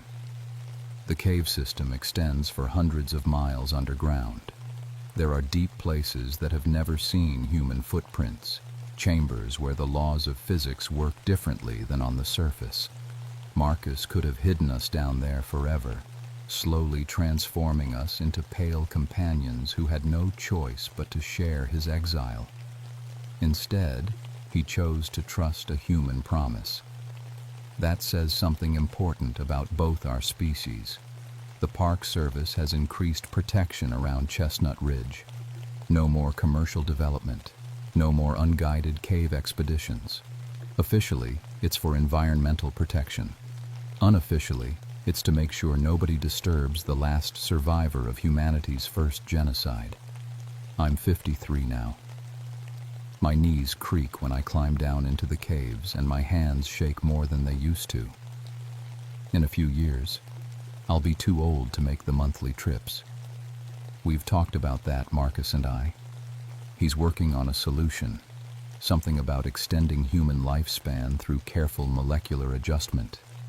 Nothing dramatic like the forced transformations he attempted before. Just small changes that might give us a few more decades together. I'm considering it. After all, I've seen what the deep places have to offer. Beauty that exists nowhere else on Earth. Peace that the surface world has forgotten. And the friendship of someone who understands what true loneliness means. The white thing of Chestnut Ridge isn't a monster. He's just the last of his kind, trying to make sense of a world that forgot he existed. Some nights, when the moon is dark and the wind howls through the trees, I can hear him calling from the depths of the mountain, not hunting anymore, not seeking victims to transform, just saying hello.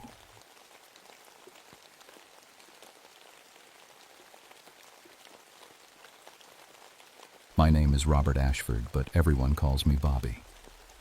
I've been a park ranger for 12 years now, and I've seen some strange things in my time. But nothing, absolutely nothing, prepared me for what happened at New River Gorge in the spring of 1988. I grew up climbing rocks. Started when I was just a kid, scrambling up the cliffs behind my house in Colorado. By the time I was 20, I was teaching other people how to climb safely. That's actually how I ended up becoming a ranger. I loved being outdoors, loved helping people, and I was good with ropes and rescue work. New River Gorge seemed like the perfect place for someone like me. The gorge is beautiful, no doubt about that. Huge sandstone cliffs rising up from the river, some of them over 1,000 feet tall. Rock climbers come from all over the country to test themselves on our routes. Most of the time, my job was pretty simple. I'd help lost hikers, check climbing permits, and occasionally rescue someone who got in over their head. April of 1988 started out like any other spring. The winter had been wet, which meant the rock faces were still damp and slippery. Any smart climber knows to wait for things to dry out before attempting the harder routes. But there's always someone who thinks the rules don't apply to them. That's what I figured was going on when I got the call that morning. "Bobby," said Sarah, our dispatcher, "we've got a climbing accident report at Diamond Point. Team of 4 from Virginia Tech. They're saying some pretty wild things." I grabbed my gear and headed out. Diamond Point is one of our more challenging multi-pitch routes. It's not the kind of place beginners should be messing around, especially in April when conditions are bad. I expected to find the usual story. Someone took a fall, maybe got banged up, probably embarrassed about making a rookie mistake. The parking area was almost empty when I arrived. Just one beat-up van with Virginia Tech stickers all over it. I could hear voices echoing off the cliff face before I even got out of my truck. Angry voices, scared voices. The climbing team was huddled together near the base of the cliff. 4 college kids, all of them experienced climbers from what I could tell by their gear, but they looked shaken up in a way I'd never seen before. The kind of shaken that comes from something way worse than a climbing accident. "You the ranger?" asked the team leader, a tall kid with sun-bleached hair and nervous eyes. "Thank God. We need to report an attack." "Attack?" I pulled out my notebook. "What kind of attack? Did someone throw rocks at you from above?" The 4 kids looked at each other. I could tell they were trying to decide how much to tell me. Finally, the leader spoke up. "Not someone," he said quietly. "Something. We were about 200 feet up the wall when they came out of nowhere. 6 of them, maybe more. Like monkeys, but huge, big as people, but walking on their hands and feet. And their faces." He shuddered. God, their faces looked like dogs. Or wolves. I kept writing, but inside I was rolling my eyes. Climbers sometimes see things when they're tired and stressed. The mind plays tricks on you when you're hanging off a cliff face. "These monkey things," I said, trying to keep my voice neutral. "What did they do exactly?" "They attacked us," said one of the other kids, a girl with short red hair. "Came at us from 3 different directions at once, like they were working together. Smart. Too smart. We had to bail," added the leader. "Cut our ropes and rappelled down as fast as we could. Never been so scared in my life." I finished taking their statement and promised to file a report. As they packed up their gear, I walked over to the base of Diamond Point and looked up. The cliff face rose straight up into the morning sky, dark and imposing. Nothing moved up there except a few birds. But then I noticed something strange. Long scratches in the rock about 10 feet up, like someone had dragged their fingernails across the stone. except these scratches were deep, and they looked fresh. I'd been climbing for 20 years and had never seen anything like them. The scratches bothered me all day. That evening I drove back to Diamond Point with a headlamp and my climbing gear. I wanted to get a closer look at those marks. Setting up my ropes took about 15 minutes. The scratches were higher than I'd thought, closer to 20 feet up the wall. When I rappelled down to examine them, my blood went cold. They weren't made by fingernails. They were claw marks, 4 parallel gouges cut deep into solid sandstone, each one about 4 inches long. Whatever made them had to be incredibly strong and incredibly big. I spent another hour examining the rock face. The claw marks weren't random.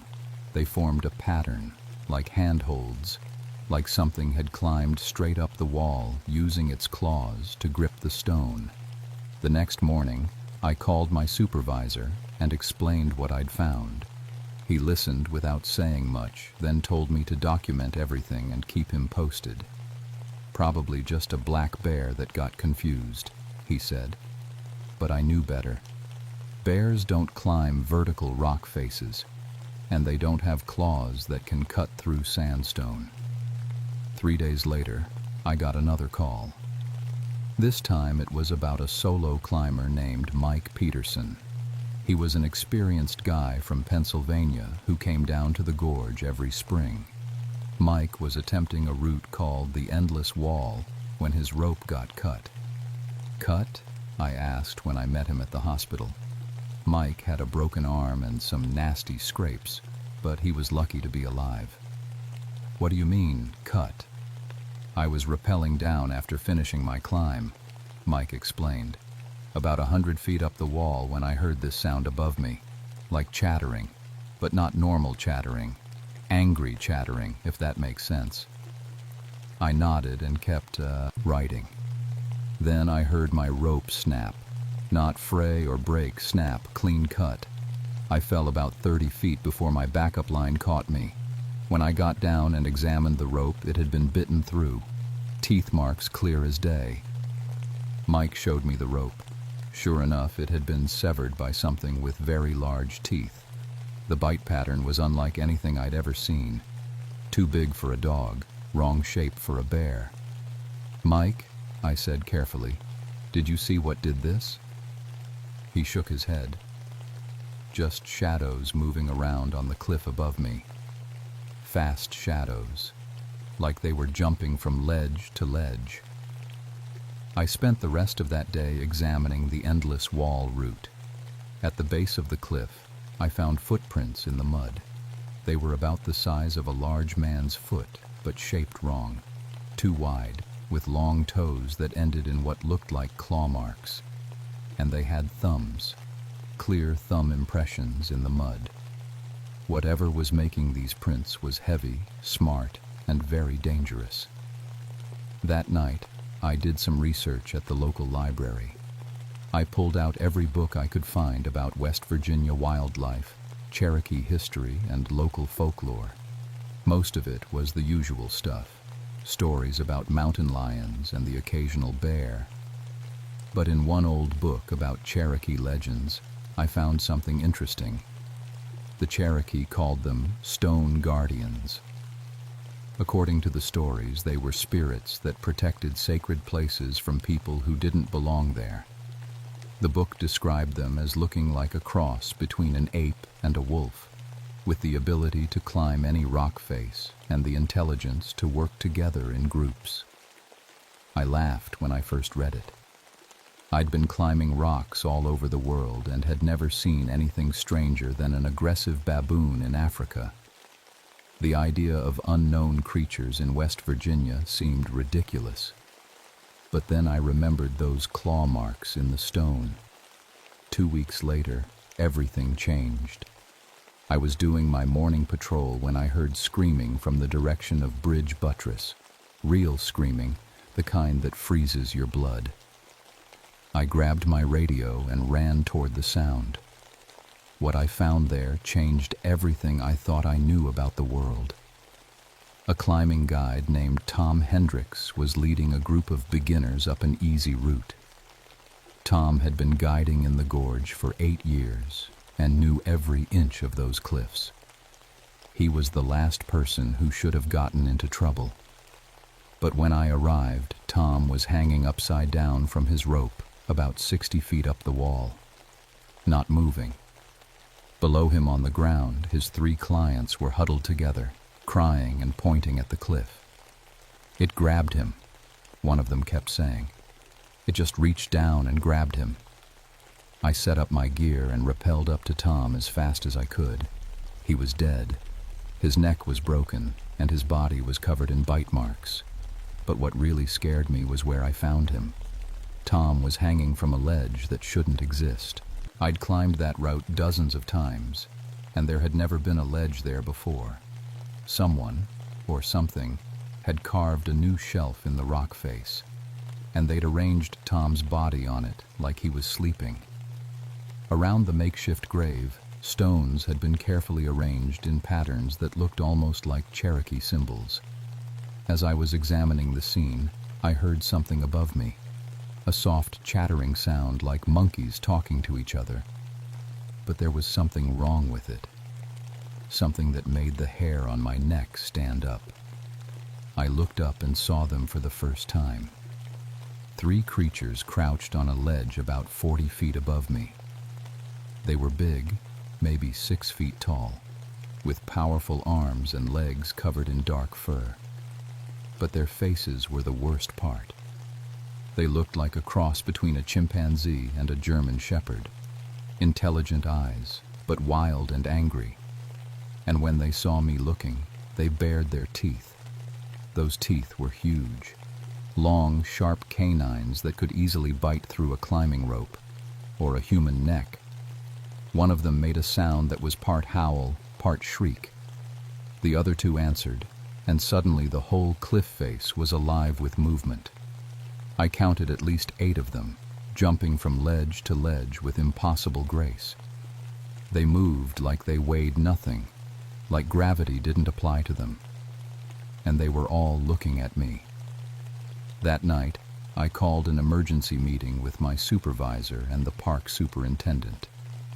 I laid out everything I'd found, the claw marks, the bite patterns, the footprints, and Tom Hendricks' death. I even had photos of the creatures I'd taken from the cliff face. "Bobby," said the superintendent after looking at my evidence, "this is serious, but we can't close the park based on stories about monkey monsters. We need to handle this carefully." "Handle what carefully?" I asked. "People are dying." "We'll increase ranger patrols," he said. "Issue warnings about dangerous wildlife. But we can't panic the public with talk about unknown creatures." I wanted to argue, but I understood the politics. New River Gorge brought millions of dollars into the local economy every year. Closing the park would hurt a lot of people. But I also knew those creatures were still out there, and they were getting bolder. Over the next 2 weeks, the incidents multiplied. Climbers reported equipment being stolen from the base of cliffs overnight. Ropes were found cut in impossible places, and 3 more climbers were attacked, though they managed to escape with only minor injuries. All the attacks happened on the same 5 or 6 routes. All of them were cliff faces that, according to my research, had been sacred to the Cherokee tribe. The creatures weren't attacking randomly. They were defending specific places. I started camping near the affected areas, hoping to learn more about the creatures' behavior. What I discovered was both fascinating and terrifying. They were incredibly intelligent. I watched them work together to solve complex problems, like how to cut a rope that was attached to an anchor 70 feet up a cliff face. One creature would climb up and bite through the rope while 2 others positioned themselves to catch anything that fell. They planned their actions in advance. They also seemed to communicate in a sophisticated way. I recorded hours of their vocalizations and had them analyzed by a professor at West Virginia University who studied animal behavior. She told me the sound patterns were more complex than any known primate language. Whatever these creatures were, they were smart enough to have their own form of speech. But the most disturbing thing was how they seemed to appear and disappear without warning. I'd be watching an empty cliff face through binoculars, and suddenly they'd be there. And just as suddenly, they'd vanish again. Sometimes I swore they were moving through the solid rock itself. The breakthrough came when I met with Robert Two Bears, a Cherokee elder who lived about an hour south of the park. I'd contacted him hoping to learn more about the old stories regarding stone guardians. "You've seen them," he said when I finished describing the creatures. It wasn't a question. "Yes," I admitted, "but I don't understand what they are." Robert nodded slowly. "My grandfather told me about the stone guardians when I was young. He said they weren't animals at all. They're spirits. The spirits of warriors who died defending sacred places. They take physical form when those places are threatened." "Threatened by what?" "By people who don't understand what they're dealing with. The cliff faces your climbers use. They're not just rocks. They're sacred spaces where our ancestors went to speak with the spirits, to have visions, to become adults. When people treat them like playgrounds, the guardians wake up." I thought about all the climbing routes where attacks had occurred. Is there a way to make them stop? Without more people getting hurt? Robert was quiet for a long time. "Maybe," he said finally, "but it would require understanding and respect, things most people aren't willing to give." 3 days later, the situation exploded. A military unit was conducting mountain warfare training in the park. Special Forces soldiers who were supposed to be learning advanced climbing techniques. I'd warned their commanding officer about the dangerous wildlife in certain areas, but he'd laughed it off. "Rangers," he'd said, "my boys can handle a few angry monkeys." I found the first body at dawn. Sergeant Williams, a 20-year veteran with multiple tours in hostile environments. He was discovered inside a cave formation 300 feet up a sheer cliff face. There was no climbing equipment anywhere near him. No ropes, no anchors, no way he could have gotten there by himself. The cave itself shouldn't have existed. I'd climbed past that spot dozens of times, and there had never been an opening in the rock before. It was like the cliff face had opened up just long enough to trap the sergeant inside, then closed again. By noon, we'd found 2 more soldiers, both dead, both positioned in impossible places high on the cliff faces. And around each body, stones had been arranged in complex patterns that looked increasingly like Cherokee symbols. The creatures were sending a message, but I was the only one who understood what it meant. That afternoon, the park superintendent made the decision I'd been dreading. He called in a wildlife control team with tranquilizer guns and orders to capture or kill whatever was responsible for the deaths. I tried to stop them. I explained about the sacred sites and the Cherokee legends, but nobody wanted to hear about spiritual guardians when soldiers were dying. The wildlife team set up their equipment at the base of Diamond Point just before sunset. They had motion sensors, night vision cameras, and enough firepower to take down a grizzly bear. I watched from a distance, my stomach sick with worry. The creatures came at midnight. They moved like shadows, flowing down the cliff face without sound. The motion sensors never triggered. The cameras caught nothing but brief blurs of darkness. And when the shooting started, the tranquilizer darts passed right through them like they weren't entirely solid. 3 members of the wildlife team were killed in less than 5 minutes. The rest fled, leaving their equipment scattered across the ground. I found their team leader the next morning. He was alive, but barely conscious. When he saw me, he grabbed my arm with shaking hands. "They're not animals," he whispered. "They're ghosts, ghosts that can kill." I knew then that conventional solutions weren't going to work. If I wanted to stop the killing, I was going to have to try Robert Two Bear's approach. I was going to have to talk to the creatures directly. The problem was, I had no idea if they'd let me live long enough to try. I spent 3 days preparing for what I knew might be my last climb. Robert Two Bears had explained the Cherokee Vision Quest tradition to me, how young warriors would climb to sacred ledges and fast until the spirits spoke to them. If I wanted to communicate with the guardians, I had to approach them the right way. The night of April 30th, I hiked alone to the base of Diamond Point. I carried no modern climbing equipment, just a simple rope made from natural fibers that Robert had given me. No metal hardware, no synthetic gear. According to Cherokee tradition, metal objects could interfere with spiritual communication. The creatures knew I was coming. I could feel them watching me as I began to climb. But for the first time, they didn't attack. They let me ascend the cliff face in silence, following the ancient route that Robert had described to me. Climbing without modern gear was terrifying. Every handhold had to be perfect. Every foot placement was a matter of life and death. But as I climbed higher, something strange began to happen. The rock face seemed to help me. Handholds appeared where none had been before. Footholds materialized just when I needed them most. 200 feet up the wall, I reached the sacred ledge. It was larger than I'd expected, a natural shelf about 20 feet wide and 10 feet deep.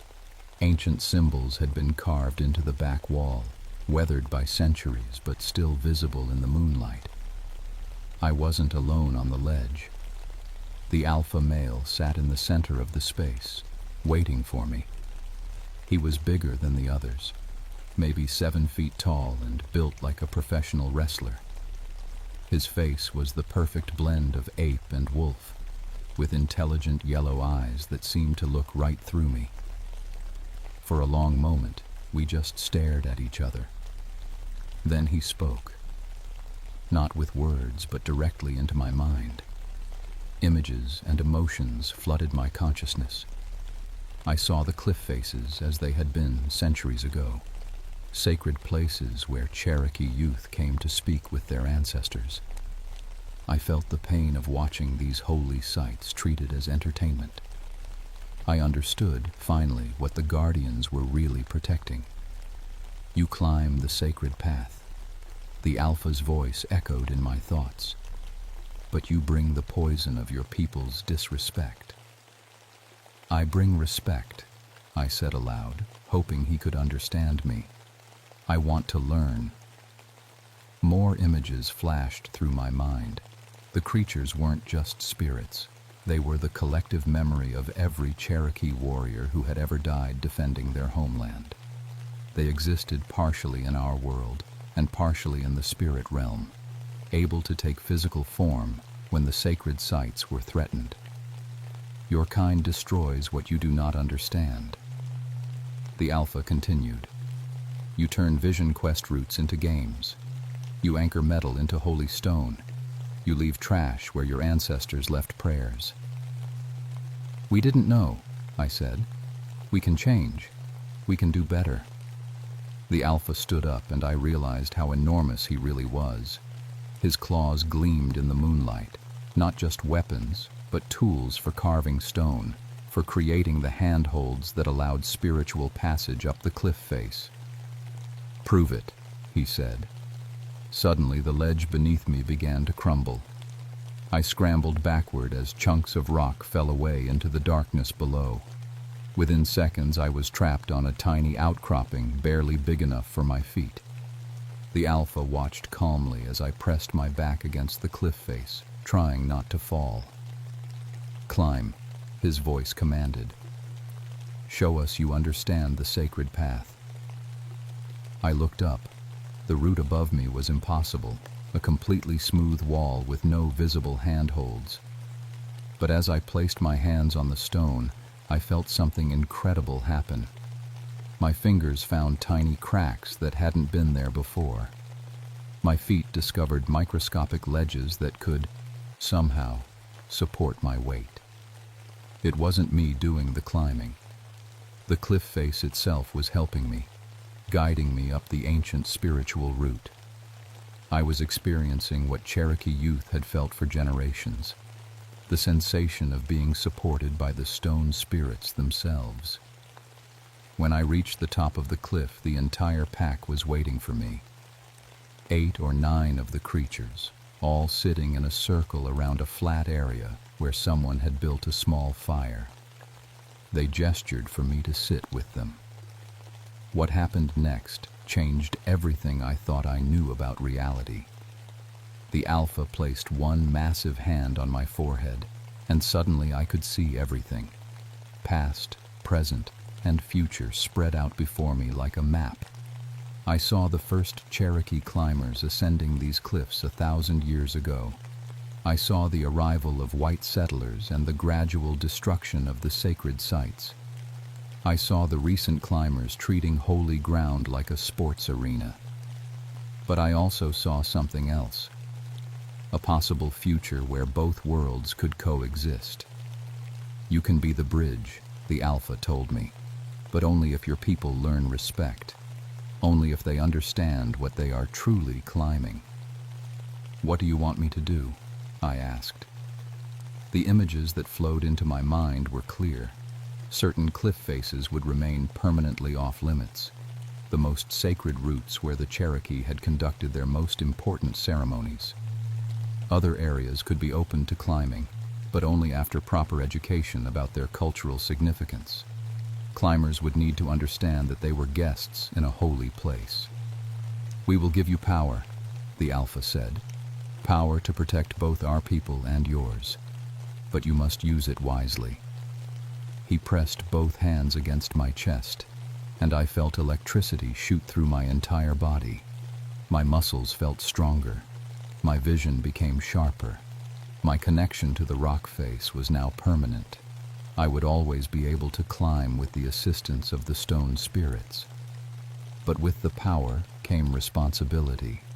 I was now the human guardian of the sacred sites, entrusted with maintaining the balance between spiritual protection and practical access. As dawn broke over the gorge, the creatures began to fade, not disappearing, but returning to their spiritual realm. The Alpha was the last to go. Remember, he told me, we are always watching, always protecting. Respect the sacred places, and we will respect your people. When I rappelled down from the cliff that morning, I was no longer the same person who had climbed up the night before.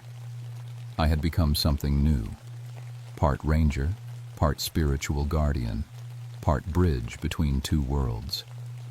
That was 37 years ago, and I'm still serving as the guardian of New River Gorge. The official title on my business card says, Cultural Liaison and Climbing Safety Coordinator. But that doesn't really capture what I do. The compromise we worked out has held. Certain cliff faces remain permanently closed to climbing, marked with signs explaining their cultural significance to the Cherokee people. Other routes are open, but climbers must complete a cultural education course before receiving permits.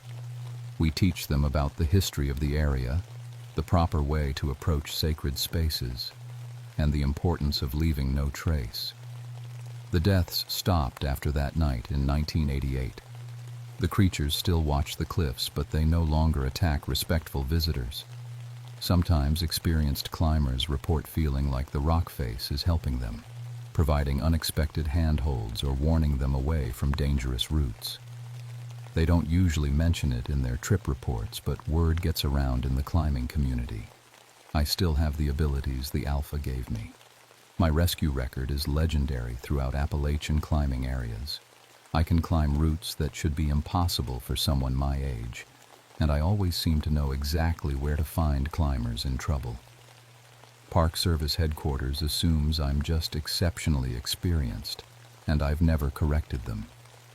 Every few months, I meet with Robert Two Bears to discuss how things are going. He's gotten old, we both have, but his wisdom remains sharp. He tells me the Cherokee community appreciates what we've accomplished here. Young Native Americans sometimes come to climb the permitted routes, reconnecting with ancestral traditions while learning modern safety techniques. The arrangement isn't perfect. Some climbing organizations still complain about the restricted access. A few climbers ignore the permits and try to climb the sacred routes anyway. When that happens, they usually find their equipment mysteriously damaged or their routes blocked by sudden rockfall. The Guardians are still protective, but they're more patient now. They give people chances to learn and change. I've trained 3 other rangers in the cultural protocols, and I'm working on establishing a formal partnership with the Cherokee Nation to ensure this knowledge continues after I retire. The spirits seem to approve. They've appeared to my trainees during their training climbs, marking them with the same protective abilities I carry. New River Gorge has become a model for other parks dealing with conflicts between recreational access and indigenous sacred sites. Park services from around the country send representatives to study our compromise system. We've proven that ancient traditions and modern recreation can coexist when people are willing to listen and learn. But late at night, when I'm walking the trails alone, I still sometimes hear that familiar chattering echoing off the cliff faces. The Guardians are still there, still watching, still protecting. They're just waiting to see what kind of people tomorrow's climbers will choose to be. The Cherokee have a saying: we do not inherit the land from our ancestors. We borrow it from our children. The devil monkeys of New River Gorge taught me that lesson in a way I'll never forget. Some places are too sacred to treat like playgrounds. Some spirits are too important to ignore. And sometimes, if you're very lucky, you can find a way to honor both.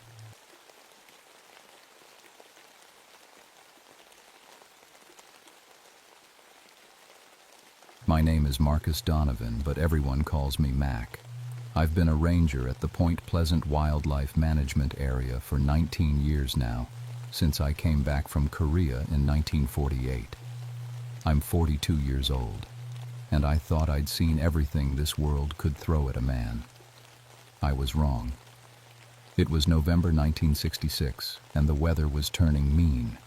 The temperature had dropped to 20 degrees, and thick fog rolled off the Ohio River every night, making the hollows look like something from a ghost story. I'd been patrolling the TNT area. That's what we called the 2,500 acres of abandoned World War II munitions storage deep in the Appalachian forest. Most folks stayed away from there, which suited me fine. It was quiet work, and after what I'd seen in Korea, quiet was good. My wife Sarah had died 3 years back in a mine accident, so the job was pretty much all I had left. I knew every inch of those woods, every trail and bunker. The old Cherokee used to call this place Cornstalk's Curse, named after their chief who got executed here way back. Local folks had stories about a harbinger bird that showed up before bad things happened, but I never believed in that mountain superstition. I figured it was just talk from people who didn't understand how wildlife really worked. The bunkers were left over from the war, big concrete things scattered through the trees where they used to store explosives and chemicals. Most were sealed up now, but some had broken open over the years. I made sure kids stayed out of them and checked for vagrants or illegal hunters. Simple work for a simple man. That Tuesday night in November, everything changed. I was sitting in my truck at the ranger station, filling out paperwork by lamplight, when the phone rang. It was Bill Morrison from the state police. "Mac, I got 3 separate calls tonight about some kind of giant bird scaring couples up at the lovers' lanes," he said. "All 3 say the same thing. Something with a 10-foot wingspan and red eyes like headlights. You seen anything like that? I laughed. Bill, biggest bird we got around here is maybe a great horned owl. They can look pretty scary in headlights, especially if folks are already spooked. Maybe so, but one of the couples swears this thing followed their car for 2 miles, keeping pace at 60 miles an hour. That sound like owl behavior to you? It didn't, but I wasn't about to start believing in monster birds. I'll take a look around tomorrow, see if maybe we got an injured bird acting strange. Could be rabies making it aggressive. Appreciate it, Mac. Just be careful out there, all right? I hung up thinking Bill was getting soft in his old age. 23 years as a cop, and he was worried about a bird story from some teenagers. But something about those calls nagged at me. 3 separate reports all describing the same thing. In my experience, when people started agreeing on details like that, there was usually something real behind it, even if they didn't understand what they were seeing. The next morning, I loaded my truck with the usual gear: flashlight, radio, first aid kit, and my service pistol. I'd also brought my camera, thinking maybe I could get a picture of whatever bird was causing the fuss. Probably just a great horned owl that had lost its fear of humans. I drove out to the TNT area as the sun was coming up, fog still thick in the valleys. The road was muddy from the recent rain, and I had to use 4-wheel drive to get through some of the deeper ruts. As I got deeper into the forest, I noticed something odd. It was too quiet. Now, I'd been walking these woods for nearly 20 years, and I knew every sound they made. There should have been squirrels chattering, birds calling, the rustle of small animals moving through the underbrush. Instead, there was nothing but the sound of my engine and the fog dripping off the trees. I parked near the main access road and started walking the perimeter where the couples had reported seeing the creature. The ground was soft enough to show tracks, and I found plenty: deer, raccoon, a few boot prints from hikers who'd ignored the no trespassing signs. Then I found something else. About 50 yards from the road, pressed deep into the mud, were footprints unlike anything I'd ever seen. They were roughly the shape of bird tracks, but massive, 6 inches across and almost as long. The strangest part was they looked almost human in some ways, like they had thumbs. And the claw marks. I'd never seen claws that big outside of a museum. Whatever made these tracks was walking on 2 feet, not landing like a bird. The spacing between the prints suggested something tall, maybe 7 feet or more, and heavy. Each print was pressed nearly 2 inches into the soft ground. I knelt down and took pictures, measuring the tracks with my pocket ruler. As I was working, a chill ran down my neck that had nothing to do with the cold air. Something was watching me. I stood up slowly and looked around the clearing, hand moving instinctively to my pistol. The fog was thick enough that I could only see about 30 feet in any direction, but I had the strongest feeling that something was out there, studying me. "Hello?" I called out. "Anyone there?" My voice seemed to die in the mist, swallowed up like the forest itself was eating the sound. I waited a full minute, listening hard, but heard nothing except the drip of condensation and my own heartbeat. I finished photographing the tracks and headed back to my truck, that watched feeling following me the whole way. When I tried to radio in my report, all I got was static mixed with a strange clicking sound, almost like something tapping against the microphone. I fiddled with the radio for 10 minutes before giving up. That afternoon, I drove to town to get the film developed and talk to the witnesses. The first couple I found was Roger and Linda Scarberry. newlyweds who lived in a trailer park outside Point Pleasant. They were both shaken up, but willing to talk. "It was huge, Mr. Donovan," Linda said, her hands trembling as she poured coffee. "Bigger than any bird has a right to be. And those eyes, they weren't like animal eyes. They were smart, like it was thinking about us." Roger nodded. "When we first saw it, we thought maybe it was a crane or something standing in the road. But then it spread its wings, and they must have been 10 feet across. Easy, maybe more. When we drove toward it, the thing just took off. But instead of flying away, it followed us." "Followed you how?" I asked. "Kept pace with the car," Roger said. "We were doing 65, 70 miles an hour on Route 62, and this thing was right beside us, flapping those massive wings but not even looking tired. Every time I looked in the side mirror, there it was, staring at us with those red eyes." "How long did this go on?" "Maybe 2 miles, Linda whispered. "Then it just vanished. One second it was there, the next it was gone. But we could still feel it watching us all the way home." I asked them to describe the creature in detail, and their account was remarkably consistent. 7 feet tall when standing, covered in dark feathers or fur, muscular like a man but with wings and a bird-like face, and those glowing red eyes that seemed to see right through you. I thanked them and drove to the photo shop to pick up my film. The pictures of the tracks came out clear and sharp, showing every detail of those impossible footprints. I also had them make copies to send to a wildlife expert I knew at the university. That night, I decided to patrol the TNT area after dark, when the creature was supposedly most active. I brought extra batteries for my flashlight and made sure my radio was working.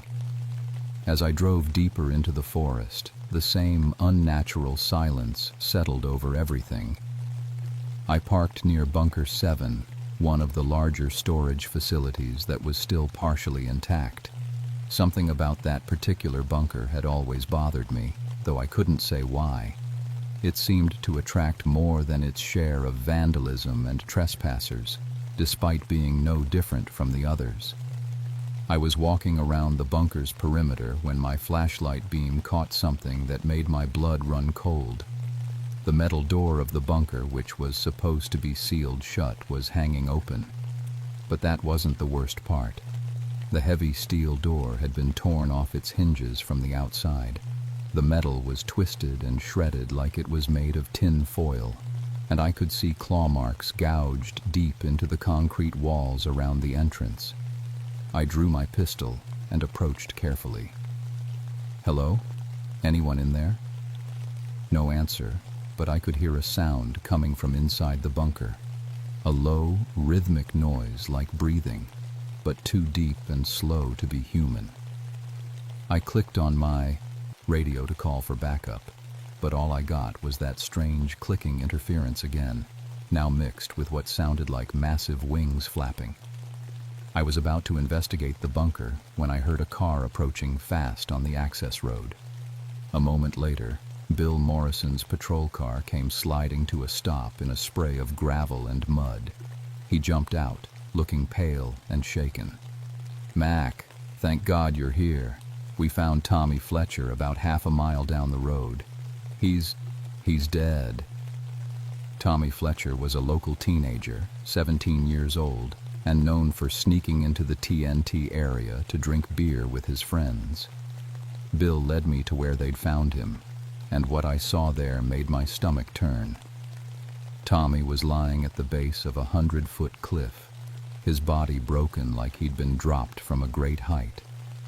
But there was no cliff above where we found him, just empty air. The medical examiner later said his injuries were consistent with falling from at least 200 feet, but there was nowhere around there that high. Worse yet, Tommy's car was found a quarter-mile away, completely undamaged and still running with the driver's door standing wide open. Whatever had taken him had snatched him right out of his car and carried him off. "The strange thing is," Bill said as we stood over Tommy's body, "there are no footprints around him except ours. It's like he just fell out of the sky." As Bill was talking, I became aware of a shadow passing overhead, blocking out the stars for a moment. Both of us looked up at the same time, but saw nothing except empty darkness. "Did you see that?" Bill asked. "See what?" "Something just flew over us. Something big." I was about to answer when a sound echoed through the forest that made every hair on my body stand up. A shriek that was part bird call and part human scream, coming from somewhere high above the trees. It was the loneliest, most terrifying sound I'd ever heard.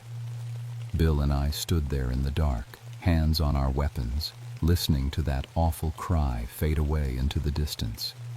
When it was gone, the silence that followed felt deeper than before, like the whole forest was holding its breath. "Mac," Bill said quietly, "what the hell is out there?" I wished I had an answer for him. Over the next week, everything went to pieces. 3 more people went missing from the TNT area, and every night brought new reports of the creature. The local newspapers started calling it the Mothman, and that name stuck like glue. Jake Morrison, my hunting partner and the closest thing I had to a friend, volunteered to help with the search patrols. Jake was a good man, steady and reliable, with 2 kids and a wife who made the best apple pie in 3 counties. If anyone could help me figure out what was happening, it was him. We were checking the northern section of the TNT area on a Thursday night when Jake's truck was found empty on a back road, the driver's door torn clean off its hinges. Just like with Tommy Fletcher, there were no footprints, no signs of a struggle, nothing to explain where Jake had gone. We searched for 3 days with dogs and volunteers from all over the county. The search dogs would track Jake's scent to a certain point near Bunker Nerve 7, then refuse to go any further. They'd whine and pull backward on their leashes, hair standing up along their backs like they were terrified of something. On the 3rd day, we found him.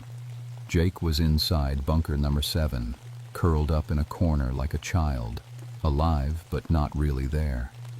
His eyes were open, but he didn't recognize any of us. He just sat there, rocking back and forth, whispering the same words over and over. The eyes. The red eyes. The doctors at the hospital couldn't find anything physically wrong with him, but Jake's mind was completely gone. Whatever he'd seen in that bunker had broken something inside him that couldn't be fixed. His wife had to put him in a special home where they take care of people who can't take care of themselves anymore. That's when I knew for certain that this wasn't just some aggressive wildlife. This was something else entirely, something that could reach into a man's mind and tear it apart. Sergeant Bill Davis from the state police came down to help with the investigation. He was a practical man, ex-military like me, and he brought professional equipment, infrared cameras, sound recording devices, things I'd never seen before. If anyone could approach this scientifically, it was Davis. "I've seen a lot of strange things in 20 years of police work," he told me as we set up surveillance near Bunker number 7. "But this one's got me stumped. Whatever's happening here, it's not following any normal patterns." We'd been monitoring the bunker for 2 nights when all our equipment started malfunctioning at once.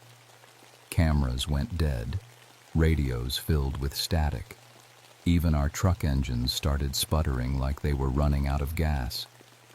The infrared equipment showed a massive heat signature moving around the bunker, but when we looked with our eyes, there was nothing there. That's when we heard it. The same terrible shriek I'd heard the night Tommy Fletcher died, but much closer this time. It seemed to come from right above our heads, and when I looked up I saw something that made my blood freeze. A shape was blocking out the stars, huge and dark, with wings spread wide against the night sky. As I watched, two red lights appeared where its eyes should be, glowing like hot coals in the darkness. "Jesus Christ," Davis whispered. "What is that thing?" The creature circled overhead for what felt like hours, but was probably only minutes, and during that time, I felt something pressing against the inside of my skull like invisible fingers trying to get in.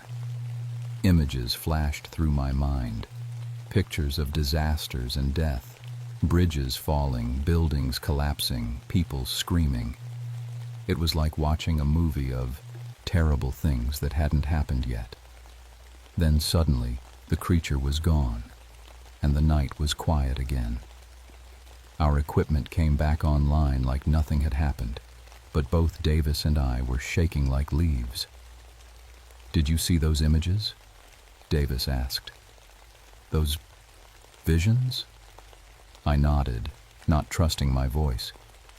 We'd both seen the same thing, a vision of the Silver Bridge spanning the Ohio River, packed with rush-hour traffic, suddenly collapsing and sending dozens of cars into the icy water below. "That's impossible," Davis said. "The Silver Bridge has been there for 40 years. It's solid as a rock." But even as he said it, I could see the doubt in his eyes. We'd both felt the truth of that vision, the terrible certainty that what we'd seen was going to happen. Dr. Robert Smith arrived from West Virginia University the next day. He was an ornithologist, a bird expert, and he brought even more sophisticated equipment than Davis had. Dr. Smith was a small, nervous man who wore thick glasses and talked in big words, but he knew his business. "I've studied every species of bird in North America," he told us as he set up his sound recording equipment. "Whatever you're dealing with here, it's not in any textbook." Dr. Smith's equipment was designed to detect sounds that human ears couldn't hear, frequencies below and above our normal range. Almost immediately, his machine started picking up something strange coming from bunker number 7, a deep, subsonic pulse that registered on his instruments but that we couldn't hear. "This is fascinating," Dr. Smith said, studying his readouts. "This frequency is known to cause fear responses in mammals. It's how large predators sometimes paralyze their prey. But I've never seen anything this powerful." As he spoke, his face went pale, and he pointed at one of his gauges. "The signal's getting stronger. Whatever's making this sound, it's getting closer." That's when the bunker door, which had been sealed shut since we'd found Jake, slowly began to creak open. Dr. Smith grabbed his equipment and started backing toward our trucks, but his foot caught on a root and he went down hard. His infrared camera scattered across the ground, and as he reached for it, something came out of the bunker. It moved too fast for me to get a clear look, just a dark shape flowing like water across the ground. Dr. Smith screamed once, a high, terrified sound, and then he was gone. Pulled into the darkness of the bunker so quickly, it was like he'd never been there at all. Davis and I ran to the bunker entrance, flashlights in hand, but we couldn't see anything inside except blackness that seemed deeper than it should be. We called Dr. Smith's name, but our voices echoed strangely, like we were shouting into a cave that went on forever. We found his body the next morning in the tunnel system beneath the bunker, positioned like he was sleeping peacefully with his arms spread wide. The coroner said his heart had stopped from extreme fear, but there wasn't a mark on him. That night, as I sat in my cabin trying to make sense of everything that had happened, I realized the truth. This wasn't just some animal protecting its territory. This was something ancient and intelligent, something that fed on human fear and death. And for reasons I didn't understand, it had chosen Point Pleasant as its hunting ground. The worst part was those visions it had shown me. I couldn't get the image of that bridge collapse out of my head. December 15th, 1967. That was the date I'd seen in my mind, clear as day. 46 people would die when the Silver Bridge fell into the Ohio River. I tried to tell myself it was just my imagination, but deep down, I knew it was real. The creature hadn't just shown me a possible future. It had shown me something that was definitely going to happen, and there was nothing I could do to stop it. By December 1967, I was barely sleeping. The visions came every night now, always the same. The Silver Bridge collapsing on December 15th at exactly 5:04 in the evening, during rush hour when the bridge would be packed with people heading home from work. I could see it all in perfect detail. The sudden groan of metal, the way the bridge deck would buckle and twist, the cars sliding helplessly into the dark water below. I'd tried to warn people, called the state highway department, wrote letters to the newspapers, even went to see the mayor. But who was going to believe a story about a giant bird monster showing psychic visions to a burned-out park ranger? They all listened politely and then did nothing. On December 14th, the night before the vision was supposed to come true, I drove out to bunker number 7 one last time.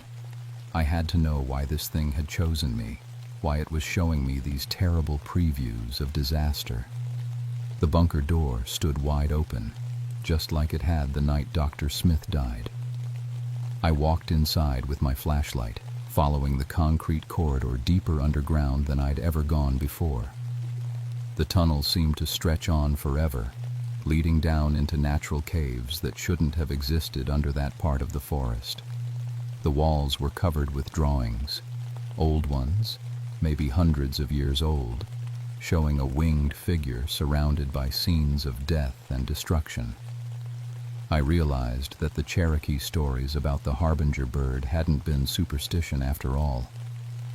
This thing had been here long before white settlers ever arrived, feeding on human suffering and predicting disasters. At the end of the tunnel, I found a vast underground chamber with a pool of black water in the center. And standing beside that pool, waiting for me, was the creature. It was even more terrifying up close than I'd imagined. 7 feet tall and powerfully built, with muscles like a man but covered in dark feathers that seemed to absorb light. Its face was vaguely human, but stretched and distorted, with a sharp beak where its mouth should be. And those eyes. They glowed like red neon signs, boring into me with an intelligence that was ancient and hungry. When it spoke, I heard its voice inside my head rather than through my ears. "You have been chosen," it said without moving its beak. "You will be my herald." Herald of what? I managed to ask, even though my voice came out as barely a whisper. Of necessary death, of change, of the fear that feeds me. The creature stepped closer, and I could feel its presence pressing against my mind like a huge weight. More images flooded my consciousness, not just the bridge collapse, but other disasters stretching into the future. Mine explosions, building fires, plane crashes, all the ways that people would die in the years to come. "I do not cause these events," the voice continued. "I merely announce them.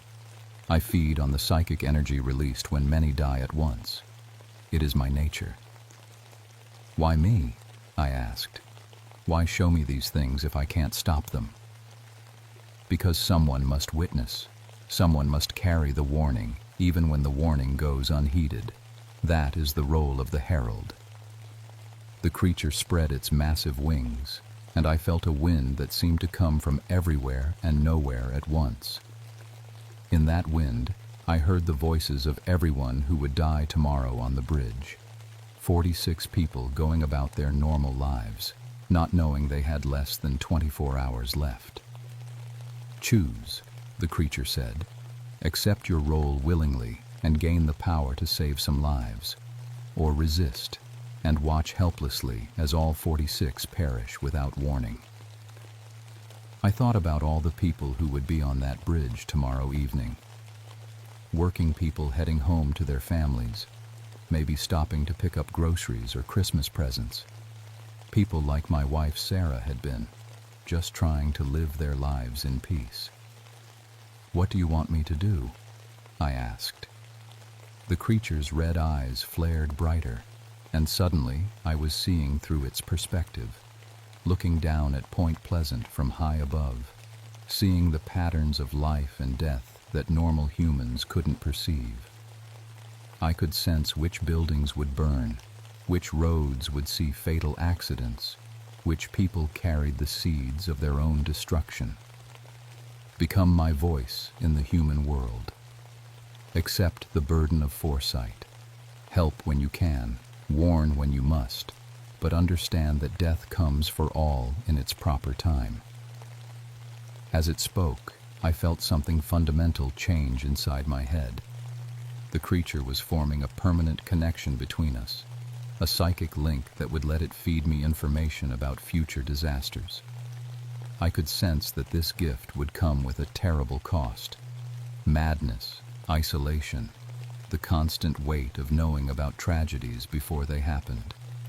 But I thought about those 46 people who would die tomorrow, and I made my choice. "I accept," I said. The creature touched my forehead with one massive claw, and pain like lightning shot through my skull.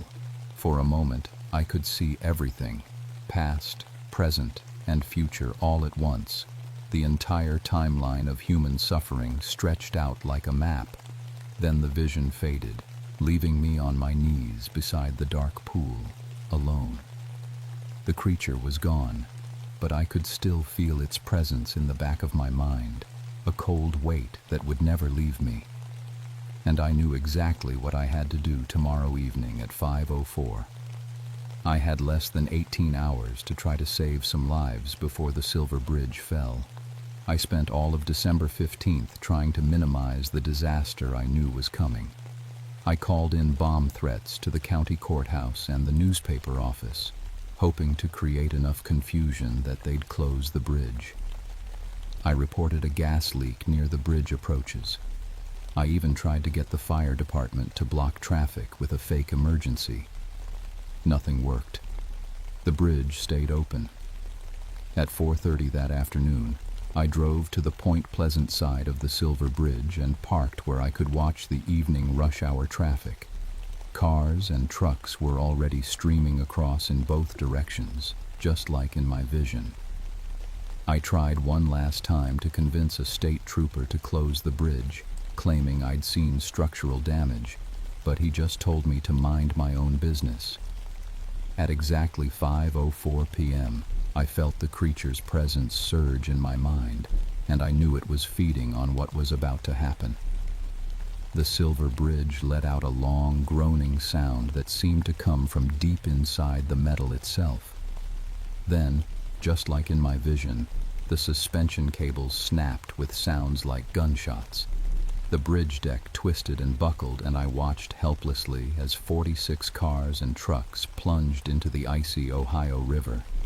The sound of metal screaming and people crying out would stay with me for the rest of my life. I was one of the first responders on the scene, and I managed to pull 3 people out of the water before hypothermia could kill them.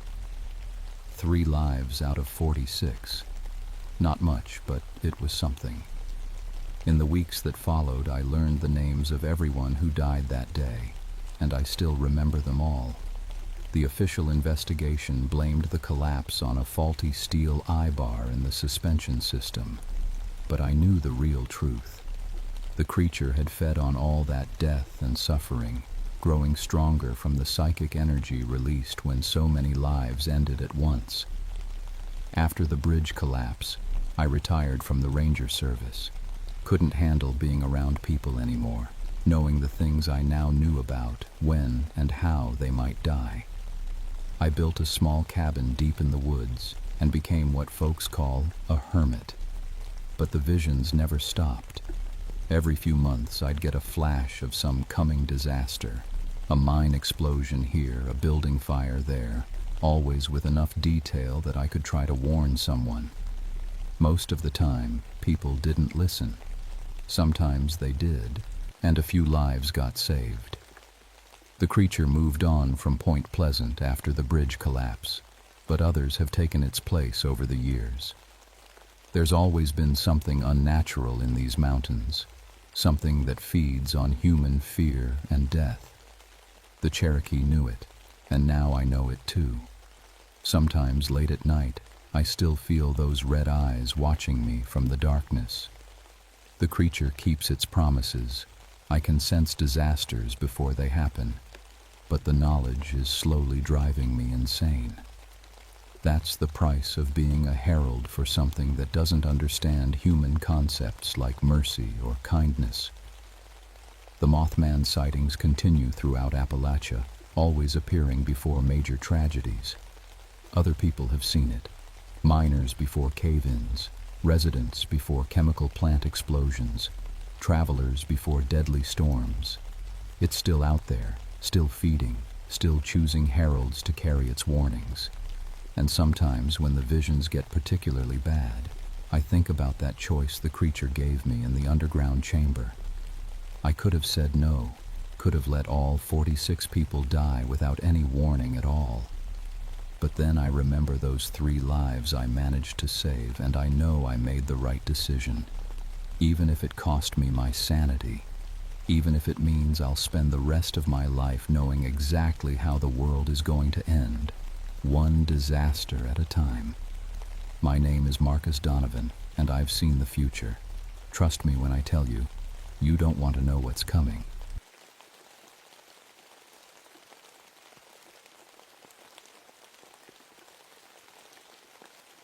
My name is Jonathan Whitehorse, but everyone just calls me John.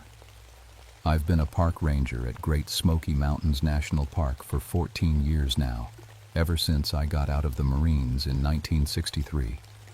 My mom was Cherokee, and these mountains have always been home to me. After everything I saw in Vietnam, I thought protecting this beautiful land would be peaceful work. I was wrong about that. It was September of 1977, and the tourist season was winding down. The leaves were just starting to turn, painting the mountains in reds and golds. Morning fog rolled through the valleys like ghostly fingers, and the air had that crisp bite that meant winter was coming. This was my favorite time of year. Fewer crowds, better wildlife watching, and the mountains felt more like the sacred place my grandmother always said they were. I specialized in wilderness survival training and cultural education. Park visitors loved hearing the old Cherokee stories, especially the kids. I'd tell them about rabbit and bear, about the thunder beings, about how Cherokee people lived in harmony with these mountains for thousands of years. The stories were part of my heritage, passed down through generations. But I always made it clear they were just stories, folklore to help people understand the culture and history of this place. I never believed the darker tales, the ones about creatures that still walked these mountains. That Tuesday morning started like any other. I was checking trail conditions near Cataract Falls when my radio crackled to life. It was Sarah, our main dispatcher. "John, we've got some hikers at the visitor center with a complaint. They want to talk to a ranger about something they heard last night." "What kind of something?" I asked, stepping over a fallen log. "They say it sounded like a woman screaming in the woods, but they think it might have been an animal." I sighed. This happened a lot, especially with city folks who weren't used to wilderness sounds. Probably just a mountain lion. I'll head back and talk to them. The hikers were a young couple from Atlanta, the Hendersons. They looked tired and shaken up. The wife, Lisa, kept glancing toward the windows like she expected something to be watching her. "Tell me what you heard," I said, pulling up a chair. "We were camping at the Abrams Creek shelter," Mark Henderson said. "Around midnight we heard this screaming. It sounded like a woman in terrible pain, like she was being hurt." His wife nodded quickly. But it went on for hours. Hours, Ranger. What kind of animal screams like that for so long? I'd heard mountain lion calls that could sound human-like, especially during mating season. Mountain lions can make sounds that seem almost human. The echo in the valleys can make it seem louder and longer than it really is. This wasn't an echo, Lisa said firmly, and it moved around, like whatever was making the sound was walking in circles around our shelter. That gave me pause. Mountain lions were territorial, but they didn't usually circle human campsites for hours. Still, I'd seen stranger animal behavior. Did you see anything? Any tracks this morning? We left pretty early, Mark admitted. We were too scared to look around much. I took down their contact information and promised to investigate. It was probably nothing, but part of my job was making sure hikers felt safe in the park. After they left, I sat in my office thinking about what my grandmother used to tell me. She'd grown up hearing the old stories from her grandfather, who remembered when Cherokee people still lived freely in these mountains before the government forced them out. One story always stuck with me, about the Wampus cat. According to the legend, there was once a Cherokee woman who broke the sacred laws by spying on the men's ceremonies. As punishment, the medicine men cursed her to become half woman, half cat, forever wandering the mountains as a guardian of the old sacred places. But that was just a story, a way to teach lessons about respect and tradition. I'd never given it much thought beyond its cultural significance. Looking back now, I wish I'd paid more attention to those old warnings. The next morning, I drove out to Abrams Creek to investigate the Hendersons' report. The trail was quiet, just the sound of water running over rocks and birds calling in the trees. Everything seemed normal until I reached the shelter area. That's when I found the tracks. I've been tracking animals my whole life. Growing up, my grandfather taught me to read the forest like a book. These prints were definitely feline, big, round pads with claw marks. But something was off about them. Mountain lion tracks have 4 toes. These had 6. I knelt down and measured them with my pocket ruler. Nearly 6 inches across, which was huge even for a mountain lion. The claw marks were deep, like whatever made them had razor-sharp talons, and they formed a perfect circle around the shelter, just like the Hendersons had described. Weird, I muttered, taking photos with my camera. I followed the tracks into the woods. They led to a game trail that wound up toward the ridge. Normal enough, until the tracks suddenly stopped at the base of a cliff face. I looked up at the sheer rock wall, maybe 200 feet high. No way any normal animal could climb that. But there were claw marks in the rock, deep gouges that went straight up. My radio squawked. "John, you there?" It was Bill Mackenzie, a local farmer whose land bordered the park. I'd known Bill for years. Solid, practical man who didn't spook easily. "Yeah, Bill, what's up?" "I need you to come take a look at something. Lost one of my prize cattle last night, and, well, you better see for yourself." Bill's farm was about 10 miles from where I stood. "I'll be there in 20 minutes. The dead cow was in Bill's north pasture, close to the park boundary. One look told me this wasn't a normal predator kill. "Found her this morning," Bill said, his face grim. "Been raising cattle for 30 years, and I never seen anything like this." The cow's throat had been slashed with surgical precision. 3 parallel cuts, clean as a razor. But the strange part was that the body hadn't been eaten. Most of the blood was gone, but the meat was untouched. "What do you think did this?" Bill asked. I examined the wounds more closely. The cuts were too clean for most wild animals. Bears and mountain lions tear their prey. This looked almost deliberate. I don't know, I admitted. Any tracks around? That's the other thing. Bill led me around the body. Look at this. More six-toed prints, bigger than the ones at the shelter. And they didn't approach the cow from ground level. They dropped down from above like whatever killed it had jumped from the trees. You ever hear of anything like this, John? I thought about the Cherokee stories, but shook my head. Probably a rogue mountain lion, maybe diseased or injured, changing its hunting patterns. But even as I said it, I didn't believe it. That evening I was filling out incident reports when my phone rang. It was Tom Phillips, one of our seasonal rangers. John, I'm up at Cades Cove with a group of campers. They're reporting weird sounds, like someone crying. You know anything about this? What kind of crying? Like a woman sobbing, started about an hour ago. It's really spooking the kids. Cades Cove was 15 miles from Abrams Creek. If the same animal was responsible, it was covering a lot of ground.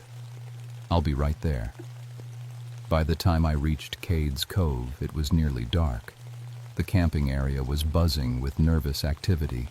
Parents were bringing children into their tents early, and I could see people looking toward the tree line with worried expressions. Tom met me at the parking area. It stopped about 10 minutes ago, but everyone's still on edge. Anyone see anything? That's just it. Mrs. Patterson from the RV over there says she saw something moving in the woods. Upright, like a person, but wrong somehow. I interviewed Mrs. Patterson, a grandmother from Kentucky who was camping with her family. It was tall as a person, she said, but it moved like an animal, smooth and quiet, and the eyes, they glowed yellow in the dark. Could have been a bear standing up, I suggested. They do that sometimes. She shook her head firmly. I know what bears look like, young man. This was no bear. I spent the next hour checking the woods around the campground. I found broken branches and disturbed undergrowth, but no clear tracks in the rocky soil. As I was heading back to my truck, I heard it. The crying started low and distant, like someone lost in the woods. But there was something wrong with the sound. Too wild, too mournful. It made the hair on my arms stand up. The crying grew louder, closer. Other campers heard it too. I could see tent lights flicking on all around the cove. Then, just as suddenly as it started, the sound changed. The crying became a scream.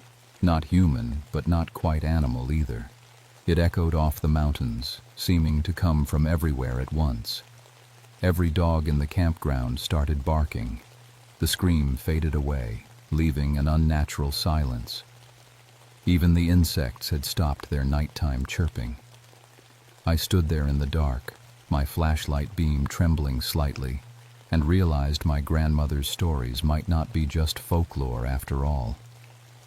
Word spread quickly through the park about the strange incidents. Over the next week, we received reports from hikers across the entire mountain range. Most were similar. Screaming sounds, glimpses of something large moving through the trees, and that persistent feeling of being watched. I started carrying my grandfather's old hunting rifle when I went out on patrol. Officially, it was for bear protection. Unofficially, I was starting to think we were dealing with something much worse. The trail cameras were useless. Every time we set them up in areas where sightings occurred, they'd malfunction. Dead batteries, corrupted files, or just complete electronic failure. Our infrared motion sensors picked up heat signatures, but when we reviewed the footage, there was nothing visible on screen. It's like whatever's out there doesn't want to be recorded, Sarah said, looking at another batch of blank files. On Thursday afternoon, everything changed. Rebecca Thompson was an experienced hiker from North Carolina. She'd been planning to do a solo overnight trip to Laurel Falls, an easy trail that hundreds of people hiked every year. She checked in with us at 2 p.m. and was supposed to return by noon the next day. When she didn't show up by 3 p.m., we started getting worried. I led the search team that found her backpack. It was about half a mile from the falls, torn to shreds and scattered across the trail. Deep claw marks had ripped through the heavy canvas like it was tissue paper. "Jesus," whispered Mike Romano, one of our newer rangers. "What could do this to a pack?" We found Rebecca's sleeping bag hanging from a tree branch 20 feet off the ground. Her food was gone, but not eaten, just scattered around like someone had been searching through everything she owned.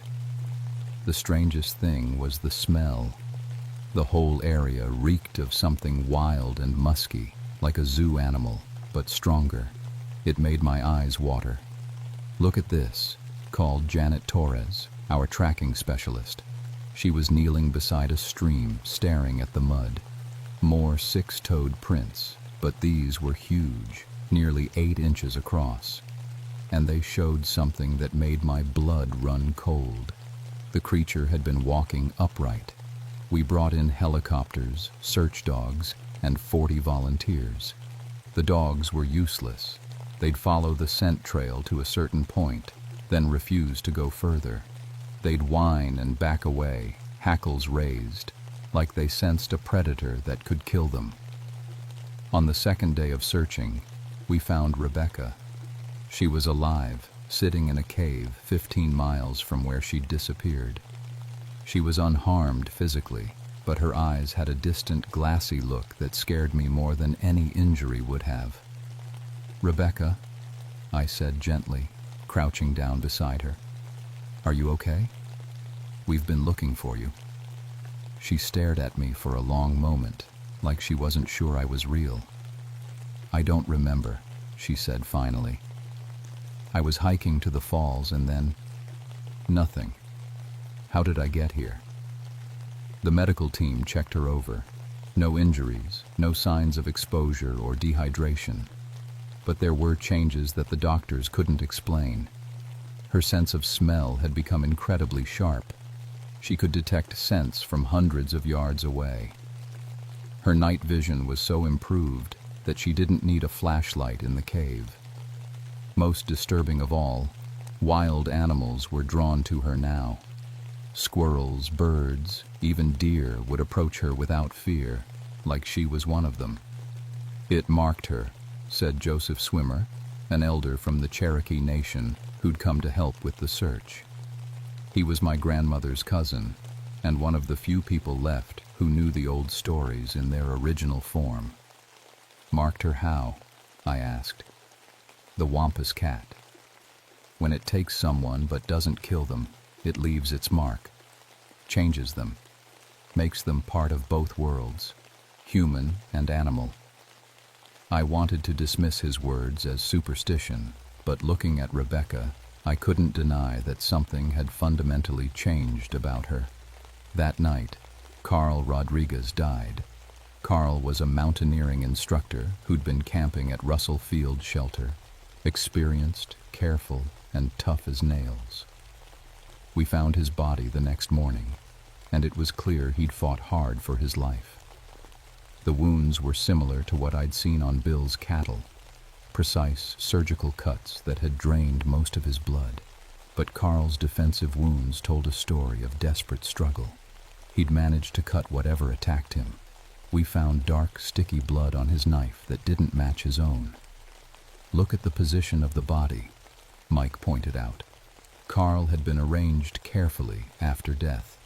His arms were crossed over his chest, his head pointing toward the east. Stones had been placed around him in a pattern I recognized from my grandmother's descriptions of Cherokee burial rituals. "It's showing respect," I realized. Whatever killed him arranged his body according to Cherokee traditions. The pattern was becoming clear. The creature wasn't just mindlessly attacking people. It was protecting something, following some kind of code or purpose. I started having the dreams that night. I'd see a Cherokee woman running through the mountains, tears streaming down her face. She was beautiful, but terrifying. Her hands had become claws, her teeth were sharp fangs, and her eyes glowed with an unnatural light. In the dreams, she was calling my name. "John Whitehorse," she'd say in a voice like wind through the trees. "You understand. You know why I walk between worlds." I'd wake up with scratches on my arms that hadn't been there when I went to sleep. The attacks escalated over the next few days. Tommy Phillips, a local guide who'd been leading unauthorized night tours of old Cherokee ceremonial sites, was found dead near Spence Field. His body was arranged the same way Carl's had been, but this time there was a message. Animal bones, deer, rabbit, bird, had been carefully arranged to spell out Cherokee words. I called Joseph Swimmer to translate. "Sacred ground violated," he read. "Balance must be restored." "What does that mean?" I asked. Joseph's face was grave. "The tourist trails cross through places that were sacred to our people. Ceremonial grounds where our ancestors held their most important rituals. The Wampus Cat is trying to protect them. But people have been hiking these trails for decades. Why is this happening now? Because now they're not just hiking. They're commercializing the sacred places, turning them into entertainment. The guided night tours, the ghost story walks, the people who come here looking for thrills instead of showing respect." I thought about Tommy Phillips and his unauthorized tours. He'd been charging tourists $50 to take them to Cherokee ceremonial sites after dark, spinning ghost stories and encouraging people to take spiritual selfies at sacred locations. "How do we stop it?" I asked. Joseph was quiet for a long time. "You have to talk to her. You're Cherokee. She might listen to you, but it's dangerous. The Wampus Cat doesn't just kill, John. She can drive people insane, mark them like she marked that girl, or worse." "Worse?" "She can make you like her, caught between worlds forever." That night, I made my decision.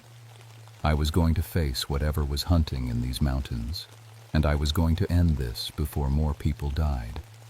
I just didn't realize how much it would cost me. I went to Spence Field on the night of the Cherokee harvest moon, just like Joseph Swimmer had suggested. If I was going to meet the Wampus Cat, it would be on ground that was sacred to both of us. The fog was thick that night, rolling through the mountains like living smoke.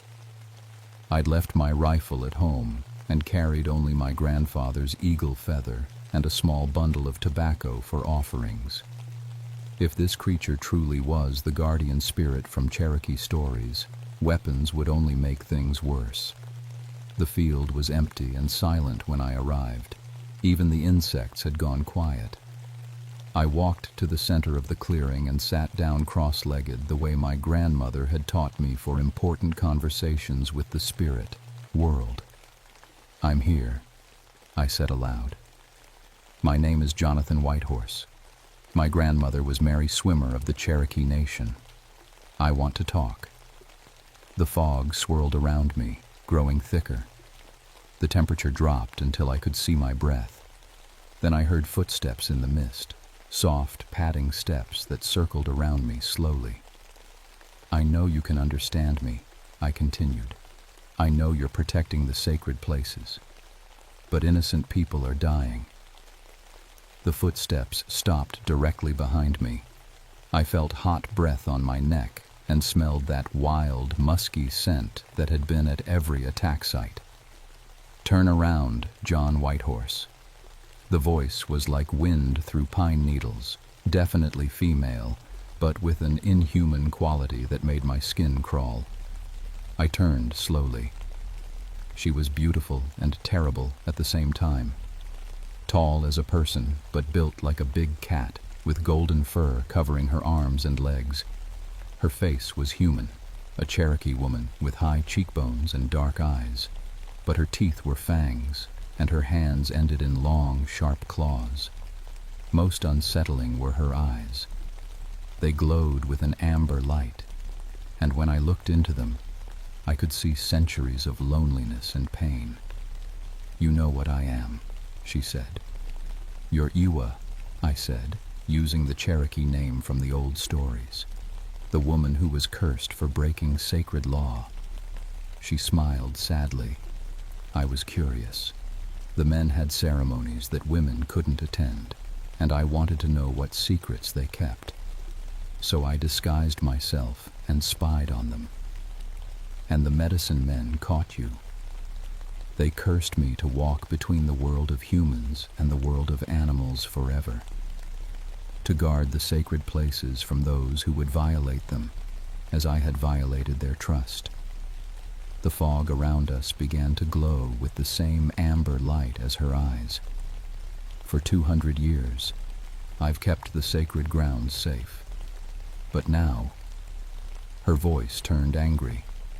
Now people come here for entertainment. They take pictures and make noise and treat our ancestors' spirits like tourist attractions. I understand, I said, but killing innocent people isn't the answer. Her claws extended, gleaming in the moonlight. Innocent? The man who led groups of drunk tourists to ceremony grounds at midnight, telling them lies about Cherokee savagery, the climber who carved his name into the sacred stones, the woman who tried to take artifacts from burial sites. I realized she was talking about the victims. Tommy Phillips with his ghost tours, Carl Rodriguez who'd been caught vandalizing Cherokee petroglyphs, and Rebecca Thompson who'd been found with ancient pottery shards in her pack. They weren't innocent, Iwa continued. They were violators. And you, John Whitehorse, you work for the government that stole these lands from our people. How innocent are you? I'm trying to protect both worlds, I said. Cherokee heritage and public safety. She laughed, a sound like a mountain lion's scream. You can't serve two masters. Choose, John. Help me drive the violators away, or become my enemy. What if there's another way? What if we can protect the sacred sites without killing? Speak. I explained my idea. Work with the Park Service and the Cherokee Nation. Create official sacred boundaries that tourists can't cross. Educate visitors about respecting Cherokee culture instead of exploiting it. End the commercialization while keeping the trails safe. Iwa circled me slowly, her claws leaving deep marks in the earth. And if your government refuses, if they choose profit over respect, then I'll choose the Cherokee way. But give me a chance to try. She stopped in front of me, so close I could feel the heat radiating from her body. You would sacrifice your career, your life among humans, if that's what it takes. For a long moment, we stared at each other. Then she reached out with one clawed hand and touched my forehead. Pain exploded through my skull. Images flooded my mind. Cherokee villages before the removal, sacred ceremonies in hidden valleys, the Trail of Tears, and decades of watching sacred sites be turned into parking lots and gift shops. But along with the pain came something else. A connection to the land that went deeper than anything I'd ever felt. I could sense every animal in the mountains, hear the whispers of Cherokee ancestors, feel the spiritual energy that flowed through the old ceremony grounds. Now you see as I see, Iwa said. Now you understand the weight of protecting what is sacred. When the visions faded, I was changed. I could feel it in every cell of my body. Part of me would always belong to the spirit world now. I'll stop the attacks on innocent people, she promised. But those who deliberately violate sacred ground will face my judgment. And John Whitehorse, if you break your promise to protect our ancestors' resting places, you will face my judgment too. She began to fade into the mist, becoming transparent. You have 1 year to prove that humans and spirits can share these mountains in peace. Don't disappoint me." When the fog lifted, I was alone in Spence Field. But I was no longer the same man who'd arrived there. The federal investigation nearly destroyed my life. When I reported what had really happened in the mountains, the Park Service accused me of having a nervous breakdown. They said I'd been under too much stress, that I'd started believing in primitive superstitions and needed psychological evaluation. But the Cherokee Nation stood by me. Joseph Swimmer testified that I'd been fulfilling my cultural obligations to protect sacred sites. Tribal lawyers argued that the attacks had stopped after I'd negotiated with the Wampus Cat, proving that Cherokee spiritual law was real and effective. The legal battle took months, but in the end, we won something important. The Cherokee Nation gained official recognition of sacred sites within the park boundaries. Tourist access was restricted in sensitive areas, and all commercial tour operators had to complete cultural sensitivity training. I kept my promise to Iwa. Working with Cherokee elders, we identified and protected 18 sacred sites throughout the Smokies. We educated visitors about Cherokee history and traditions, emphasizing respect over entertainment. The Wampus Cat kept her promise too. The attacks stopped completely, except for 3 incidents involving people who deliberately vandalized Cherokee sites, despite the new protections. In each case, the violators were found alive but deeply traumatized, marked the same way Rebecca Thompson had been. They all reported the same thing. A Cherokee woman with glowing eyes who spoke directly into their minds, showing them the true history of the mountains and the consequences of disrespect. As for me, I live between 2 worlds now. I can sense when sacred boundaries are being crossed, feel the distress of the land when it's being harmed, and sometimes hear the voices of Cherokee ancestors on the wind. I never see Iwa directly anymore, but I know she's still out there. Sometimes, on foggy nights when the moon is dark, hikers report glimpses of a tall figure watching them from the ridgelines. Tour guides whisper about the guardian of the Smokies, who protects both the mountains and those who respect them.